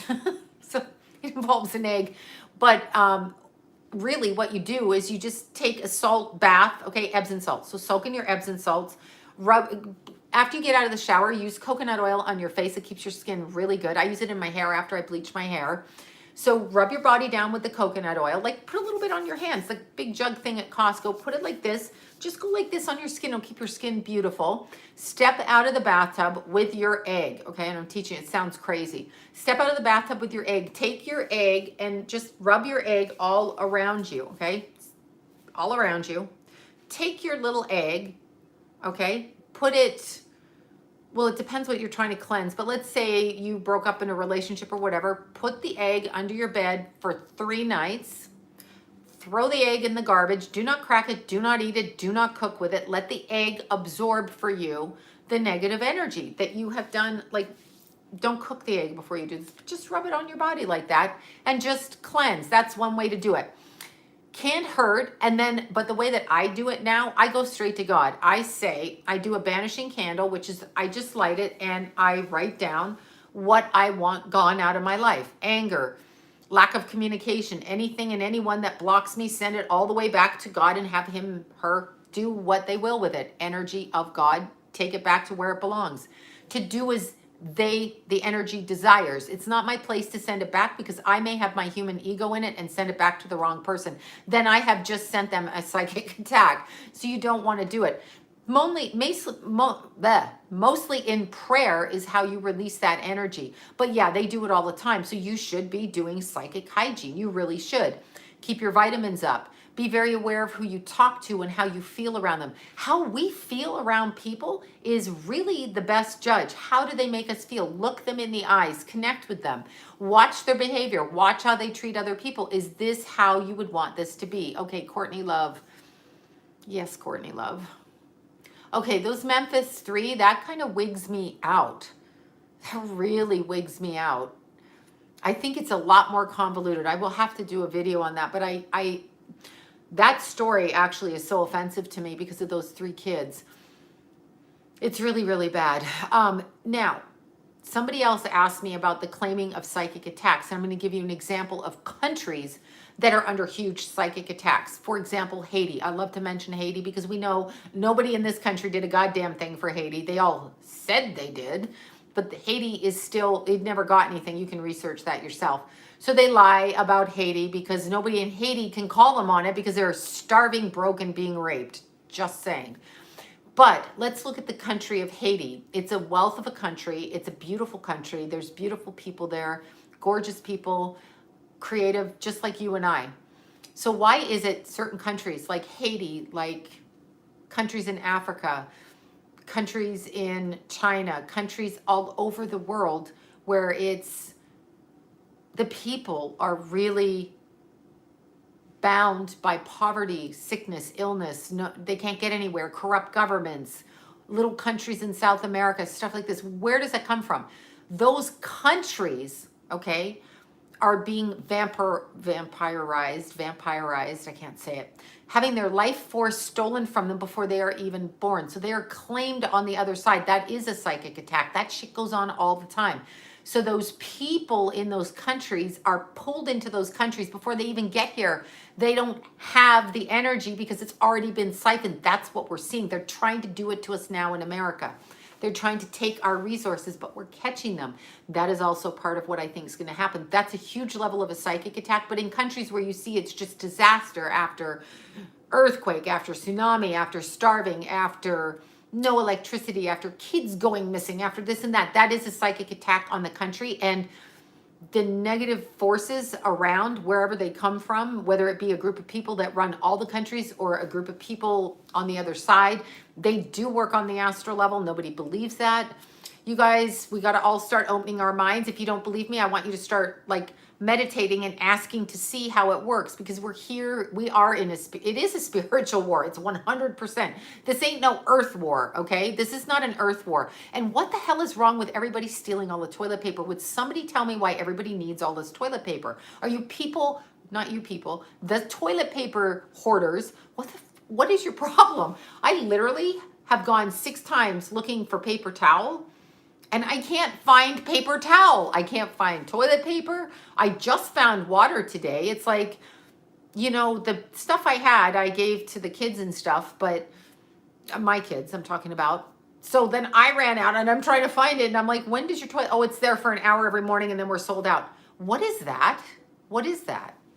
What is that? That's not normal. They're trying to stop the resources or something. And everybody, oh my God, aside from the spiritual war, everybody should be looking up bills that are passing through Congress right now, because they are trying to sneak shit through. So each of us in our states have to actually look at the bills that are being presented in the Senate right now so that we can stop that when it comes time for the election, because we're in a panic state. It's distraction. And when we're distracted, they'll start doing shit like this. And then we'll be like, what the hell? Which they do it. For every crisis, they have bills. And this is something I heard today, and it's exactly right.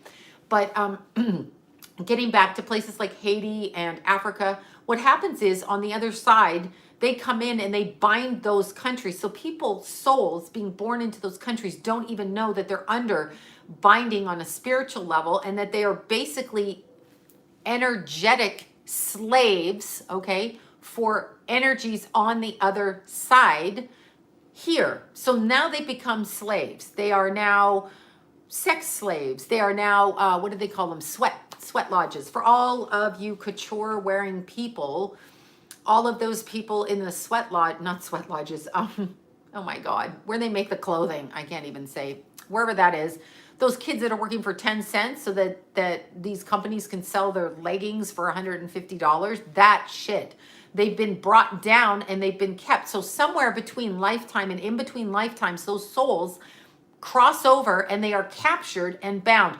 That is what's clearing up right now. This is a huge time in history, not only for what's going on with our government with the virus, but energetically, we as souls are going to start to elevate and understand that there's so much more going on, and that you and I were so lucky. Anybody watching this video is so lucky because we are in countries where we're basically not slaves, like sweatshops. Thank you. Oh my God, I'm like sweat lodges. I'm thinking of clearing my energy as opposed to chaining children to making my leggings. Okay. But we are starting to elevate as human beings and go into another dimension, and we are going to start to see the other side. So we are going to know Billie Eilish, whatever the hell her name is so clearly demonic. I don't know what to say. She goes into a trance on stage. When they roll their eyes back and stick their tongue out, are they trying to look like a runway model, or what are they trying to look like? That's all you have to know. I mean, who runs around showing the whites of their eyes? Why is that even attractive? Why is it? I kind of dig her green hair and the makeup. That's okay with me because it's like funky and we all have different stuff. But when they roll their eyes back in their head and they stick their tongue out, what is that? Like, why is that something you're going to do on stage? And I can't mention certain people because certain people are my clients, but I can say that Tom Cruise is gay. And from what I've heard from Leah Remini's stories about Tom Cruise and John Travolta, out of her mouth, apparently they have carte blanche to do whatever they want to anybody they want. Now, this was interesting. I want you guys to Google, I'm going to say this, I'm going totally off topic here. I want you guys to Google fetus in a jar. I'm sorry, it just hit my head. I'm going to explain why that one. Okay, so Barbara Bush, I'm getting to the point of this, okay, and Scientology. Barbara Bush did an interview with Larry King, and he does look like a reptile, but that's because he's like a shriveled up prune and he's like 150. No offense, Larry King. But Barbara Bush did a interview on Larry King with George Bush, the kid, not her husband, the pedophile, but George. Yes, I am calling the former president of the United States, freaking Kathy O'Brien, her words, traumatized handler, child rapist person, because I don't even know what to say. Anyway, his son, Junior, the one that couldn't speak, but could speak, but was probably couldn't care to speak. Anyway, he and his mother, Barbara Bush, went on an interview with Larry King. She's like, yeah. And she pulls out, I'm not joking, you Google it. She pulls out a jar with, like, I don't know, a fetus in it. She goes, well, I thought it was important to show, you know, George when he was a teenager, because what the fuck is wrong with you, lady? And that's a satanic thing. They keep the babies in the jar as a sacrifice, as a reminder, as an incantation spell, because nobody keeps their fetus in a jar. Who is keeping their fetus in a jar? Yes, the first lady of our country was keeping a fetus in a jar. Google it for your own. Please don't believe me. Please Google it. I was like blown away, and it's on, and nobody bats an eye and thinks that's fucking weird. That's normal. These people run our country. On the same, I know, it's like, what is that? Yeah, okay, there's another thing. Barbara Bush, I believe, was born in 1927. I don't have her birth date. I used to know it. She always looked like a man to me. I mean, she's a really ugly woman. I'm sorry to say that, or a very handsome woman. Whatever. When someone calls you handsome, what they're saying is you look like a man and you're ugly. That's what they're saying. So don't allow people to call you handsome. Anyway, she was a really handsome woman, but she always struck me as a man.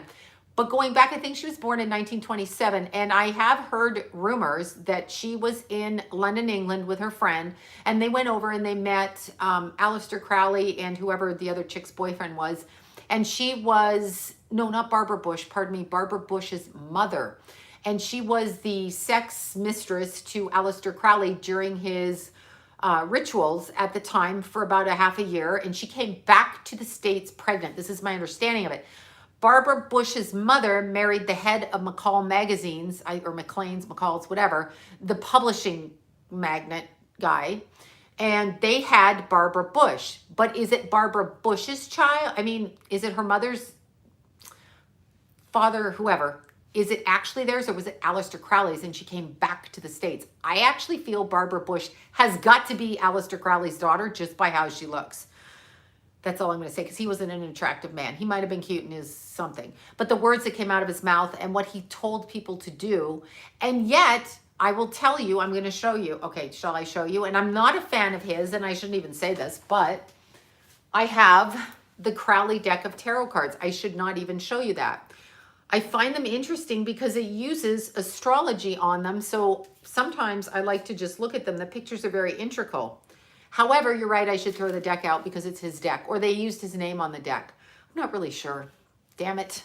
See, these people do fucked up things and I have to get rid of stuff. It bothers me. Anyway, Barbara Bush apparently is Aleister Crowley's daughter. Now, here's what's interesting. Aleister Crowley apparently lived in Pasadena with L. Ron Hubbard. Now, that's a frightening little roommate scenario. L. Ron Hubbard had a woman, a girl, a wife, of his own age. And I think the other roommate, who I want to say was Jim Parsons, I might be saying the name wrong. It's in my head. It's Jim Parsons. Whoever started Jet Propulsion Lab.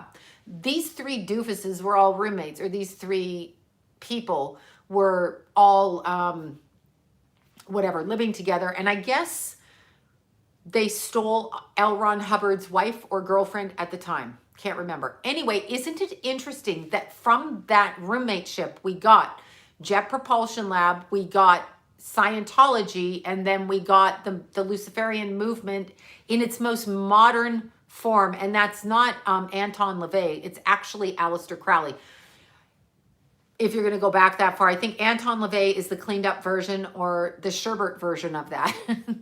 The palatable version. I mean, you're entitled to... I met Courtney Strawden, actually. That's so inappropriate. And I should say this, she was flirty with me. So I think she likes both men and women. I was like so happy a younger girl was trying to pick me up. I was like, that's good. That's cool. That's with Eddie. Eddie's not on here, but Eddie and I did the morning show, the Australian morning show together, and they were guests on that same show, her and that Doug guy. That's really too much of an age difference. Her mother was with her, and her mother was with her the whole time. And it's really too much of an age difference, actually. And I'm really glad she got out of that, because that's like a huge, like, what was he, 50 and she was 16? I mean, okay, whatever. And she really loved him. That's another narcissistic thing. But was she sold to him? Was she promised to him? Or did she just go with him because she had daddy issues? I don't know. But she was awfully sweet. She was a nice girl, actually, and really, really pretty, and really, really quite cute and darling, actually, and kind and flirty. But I think the one thing I did notice, and I thought she might have been bipolar, but she didn't act it. She was, to me, everything was coming from a sexual perspective. So she was sexual with everything around her. So you, me, everything. So she maneuvered through the world very sexual, and she had this sexual energy. Now, what I notice about that is when people show that much sexual energy in everything they do, they tend to have more people's energy directed on them, because there's something like sugar about sexual. Sugar, we all like sugar, and don't lie, y'all like sugar, okay? Even if we're not supposed to eat it, we like sugar. So sugar is something that we are drawn to. So when somebody has an energy like sugar in a sexual way, both male and females can be very drawn to this, and it gives that person more power. So that's interesting. I did notice that about her. I just thought she was a very sexual person, so she would have flirted with me or them or her or everybody, and she did. So when I'm looking back on that energy, I'm thinking, and she was super cute too, so it helps to be attractive when you're doing that. But when I look back on it, I think it might have been the role that she played, which then feeds into mind control and everything. That's what I'm thinking on a certain level. So yeah, I'll say that. But anyway, it's very interesting that we have Barbara Bush marrying one of the presidents, who is allegedly, through Kathy O'Brien. I heard about Mother Teresa too. I'm sorry, I know somebody who worked with Mother Teresa that hated her guts. Who says that about Mother Teresa? I was like, shut up. I was like, please, I'm covering my ears. But see, they put Mother Teresa out there. Apparently my friend was a journalist, the same one that told me about Bill Cosby. She just fucked my head up for years, telling me shit 20 years before it happened. Oh God, I was like, please don't tell me about Mother Teresa. But anyway, Mother Teresa is out there dressed in that outfit, looking the way she does, to elicit sympathy to begin with, okay? Like, please, please. If you want something, there's just like a normal way to be. You don't have to be underdressed or overdressed. Can't you just be you? Like, they're like, yeah, we need a nun and she needs to look like this. I'm sorry. Because my friend said, my friend who was a reporter, sorry, this is hysterically making me laugh, because she said that Mother Teresa got mad at her and wouldn't do the interview with her because she was wearing red lipstick. Now I've lost my mind. Oh my God. I'm like, yeah, okay, sure. This is what I said to her. I said, you got to stop making up stories about people who don't like your red lipstick, especially an old nun. I was just so blown away. But you know what? They said that Mother Teresa's organization got nailed for child trafficking. So aside from the red lipstick issue the two women had, there seems to be some smoke where there's fire, fire where there's smoke, whatever. Yeah, there's so many things, but I do find it interesting. Remember, our homework is to look up fetus in a jar. That's Barbara Bush and little George Bush.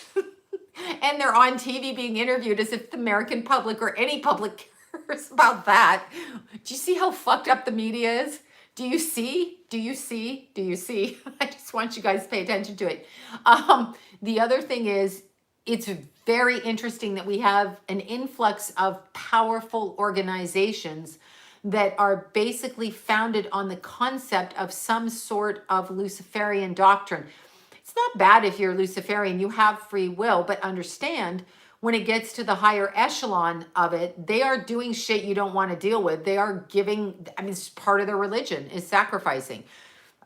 There's many religions that do that, just not with human beings, okay? But it's not okay with the animals either. I'm just saying, the animals don't want to be killed either. So, like on a full moon when they run around stealing your cat and shit, that's not fun either for the, or, you know, for their sacrifices. And I don't know that a loving God needs your sacrifice. Sorry, it's not even funny. See, I'm horrifying myself, but they do it. It's been around since the end of time. I was running, where was I? It was probably like 2 months ago. I was running and I was way, way up on a trail. So I was probably 6 miles into the trail and it had been the full moon, or it was going to be the full, no, I think it had been the full moon. And you could see I come up and I knew the message was for me. It's so weird. They know how to do this stuff, but there was a pentagram on the middle of the ground. And I was like, okay, really? There's no one on this trail. And suddenly this pentagram is here right in front of me and I had to run over it. And I was like, that's very interesting. Still not afraid. Okay, wait a second. Let me see. I can't even read that. My eyes are spinning. I'm not going to put my glasses on though. Okay, I'll put my glasses on. Maybe now I can see. Oh my God, I can't even see it. See, I need new glasses. They're a prop. I can't really wear them. But anyway, I find it very interesting that these intense things like Scientology, the roommates like L. Ron Hubbard, Aleister Crowley, and the guy that created Jet Propulsion Lab, that's mind-blowing. So it shows you that there's powers that go on way, way before we know. And now here's another question. I know what you're going to ask. I don't know. Somebody's asking in my head about serial killers. Serial killers on a whole, when I've focused on their energy, I don't channel them. They are never in their bodies. They are beside their bodies. They are outside of their bodies. They're not even around their bodies. So there's entities ruling them. And keep in mind, what do vehicles devoid of souls operate off of? Because people that are connected to the God source, even if they're bitchy and they get angry and they scream and they throw their shoes across the room and they cuss people out and they tell people to fuck off and they tell their parents they hate them and their lovers they hate them, they apologize and they feel remorse for that and they try to be better in the future, especially as they age. But these vehicles that come in human form, lookalikes, running around without souls, otherwise known as either narcissists, and I'm going to connect narcissists to not having a soul, connected to deities inside a body not having a soul. These are the people that are doing these murders and these terrible things, not human beings. These are not human beings. They're the soul, the God energy is not in them, period. And that is what I'm going to say. Can I prove it? No. I can't even prove we have a soul, but I know we have a soul. So our homework is, and Deborah Messing is looking just really horrific. What is wrong with her? I don't know if she's putting that crazy Botox that makes their eyebrows go up. Stop doing that because she looks like she's just evil. Peridot, August birthstone. That's also very protective, good for money and good for travelers.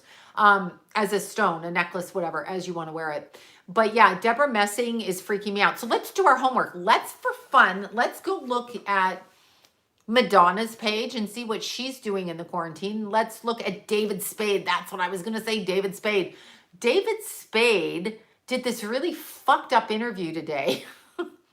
Somebody sent it to me again. I get all these texts all day long. Okay, so there's David Spade. Now, number one, he must have made a deal with somebody because what is he, 5'4", not funny, and I don't know. He seemed to get all these like attractive women. It's like, how is that possible? Okay, I'll just step that back now, but let's be serious.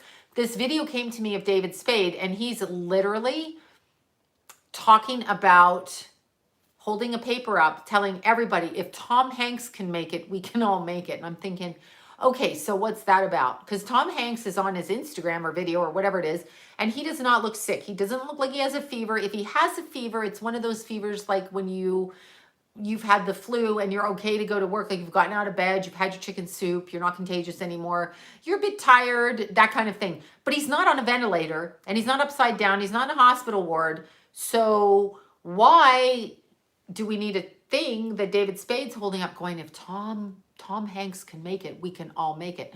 What's that about? Because it ain't about a flu. That's what I'm going to say. Okay. And speaking of Adam Sandler, I have no idea. I haven't focused on his energy. He too does not strike me as a funny person, but that's just my bitchy side coming out. Okay, so Adam Sandler, there was a movie. I'm going to Netflix for my research, but there was a movie with Adam Sandler with Jennifer Aniston. They go on a vacation and it's like a murder or something. I didn't even watch past it. But I'm looking at the two of them on my TV, and I never bothered to actually like look at people that close, and I'm looking. And neither one of them, it's like a new movie, neither one of them actually in their face does not look, and it could just be that they're aged and maybe people look harder when they get aged. But the genuineness behind the eyes, I couldn't get to it. I couldn't feel it. That's all I'm saying. But I don't know if that's real. Maybe it's the way they translate on camera. I don't know. Sometimes people, the lighting's bad or whatever. I mean, God, don't I know it. Keeping the lighting right is a huge problem. And sometimes you just have to say, fuck it. Will Ferrell, I'm not a fan of anymore. Go look at his thing. I'm not a fan of him. He's proven too many times by what he says to just be pushing the envelope in a very negative way. I used to think he was funny. I was a huge fan, especially when he was the cheerleader guy. You know, that guy, the cheerleader with... was it Terry O'Sherry? I can't think of their names. Anyway, I thought that was hilarious. So hilarious. So hilarious.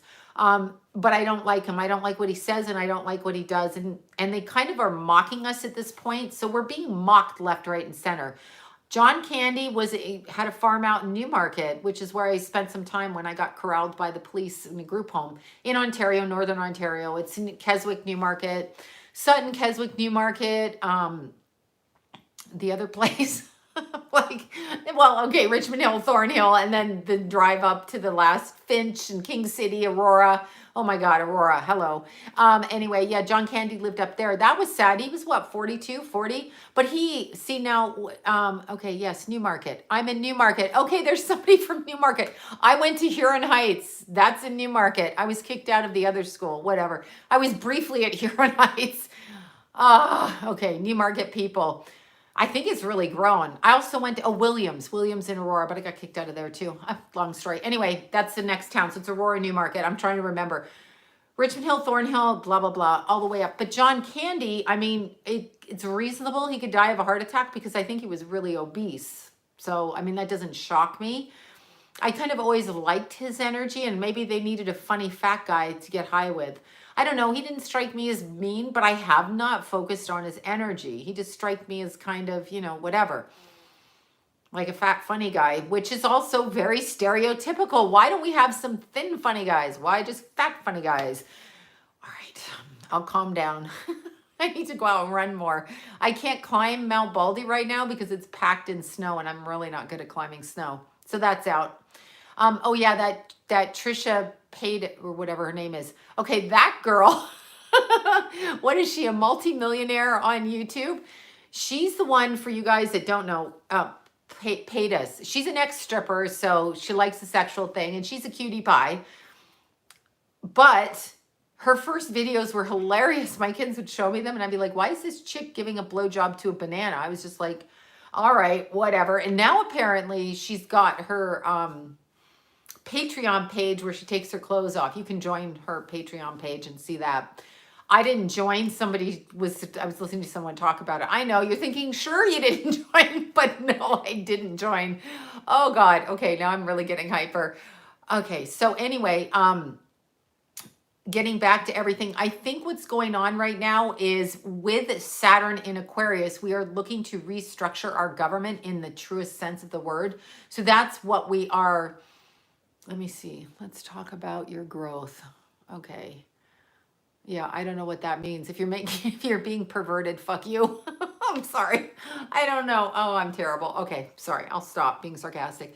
But the Saturn in Aquarius is going to lead us into a different form of government because we've been under, quote, I'll use Capricorn as a very patriarchal type of government because Capricorn is like the father of everybody. So it's the authority figure, the father, the one that says you need to do your homework, you need to eat your vegetables, you need to study this way, you need to go to the boot camp before you can go to the police academy. Like you have to do the work. Saturn says you have to do the work. There's no bullshit here. God knows we all hate doing work, right? So there's so many things that Saturn says. Now, when Saturn goes out of its comfortable sign or its natal sign or the sign that it belongs in of Capricorn and it jumps into Aquarius, that changes the way we govern ourselves and the way that we discipline ourselves. So that's why we're going to start seeing some changes this week as Saturn goes into Aquarius. We're going to start to see things in a different way. So that is very interesting to me.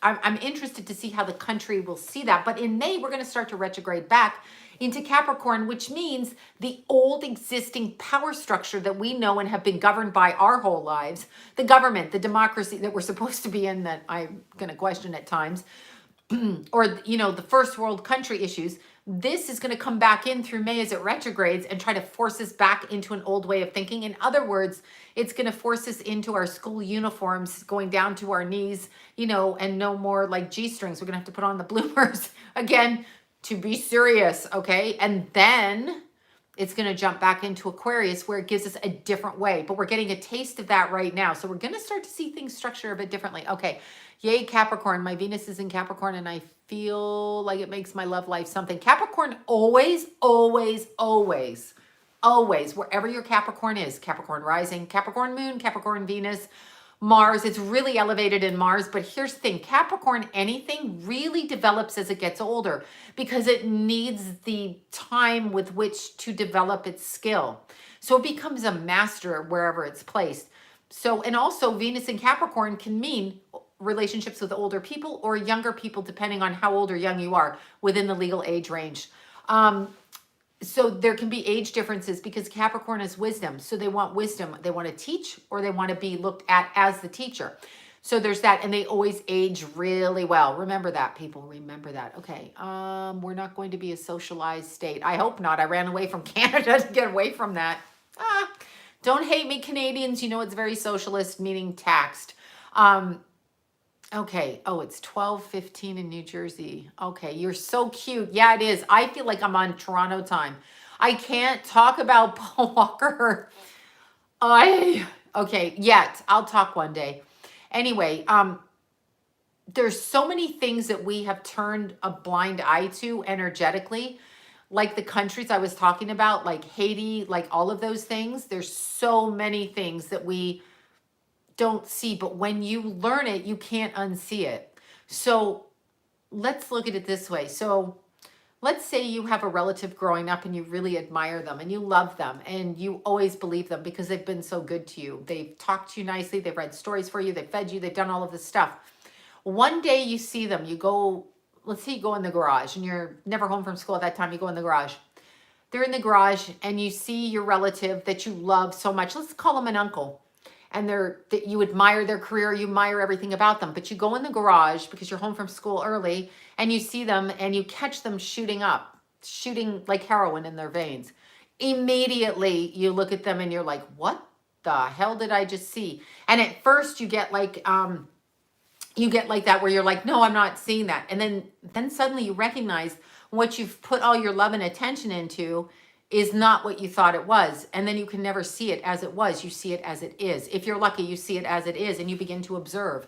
You don't have to react to anything. We're not going to do any fear. We are not going to do that. We're not going to do that. We're going to just observe what's happening. And remember, just because there's a flu out there, not everyone's going to get it. Not everybody got AIDS. Not everybody got herpes. Not everybody got, syphilis. Not everybody got strep throat. Not everybody got chicken pox. Not everybody got the measles. So you are going to observe what's going on around without having an emotional reaction, which takes a certain amount of control over one's mindset, I guess. So it's mental discipline, and that's what we're going to do, which is great for Saturn in Aquarius and the new moon in Aries. The new moon in Aries is going to want to punch people in the face. However, Saturn in Aquarius is going to make us detach and analyze intellectually. And I think that that's how I'm going to leave tonight, because again, I think I'm having a hot flash. So I think I've got to go find me some ice cream. Of course, I'll have to wait in line to get to the store to find the ice cream or the chocolate bar. Maybe 7-Eleven is open, and I shall do that. Thank you guys. And I want to thank all you guys that donated up there for the super chat. I'm going to get a handle on this, and I'm going to put everybody's name on this video who donated after I edit it, put everything up, because I can never do it ahead of time. Can't figure it out. Thank you guys so much. Mwah. I love you guys. This was so fun. Thank you. And I'm sorry I'm all over the place. I'm going to learn how to do this like normally, like a normal person, but this is only my third time doing the live chats. So everybody have a good night. And remember, our homework is to look fetus, Barbara Bush's Fetus in a Jar, Larry King show. Let's look that up so that we can actually get a grip on who was running the country and ask ourselves, is this what we want? Because it's not what we want. Yeah, and happy new moon in the morning. I want everybody to write down 3 things that they want to accomplish in the next 3 months. 1 thing per month. That's our homework. That's what we're going to focus on. Whether it's cleaning out our closets, making new friends, exercising, learning how to cook, learning how to do whatever. All right, you guys, I love you guys. I freaking love you guys. This is actually really fun for me because it gives me something to look forward to, because my kids won't let me mummy them anymore. So I've got to do something else. I'm not allowed to be a mommy to my grown-ass kids anymore. Oh, I love you guys. I really do. And I'm going to be doing more videos like on the regular way, not this way, but I'm going to do these too. All right, you guys. Peace out. Have a good night, everybody. Mwah.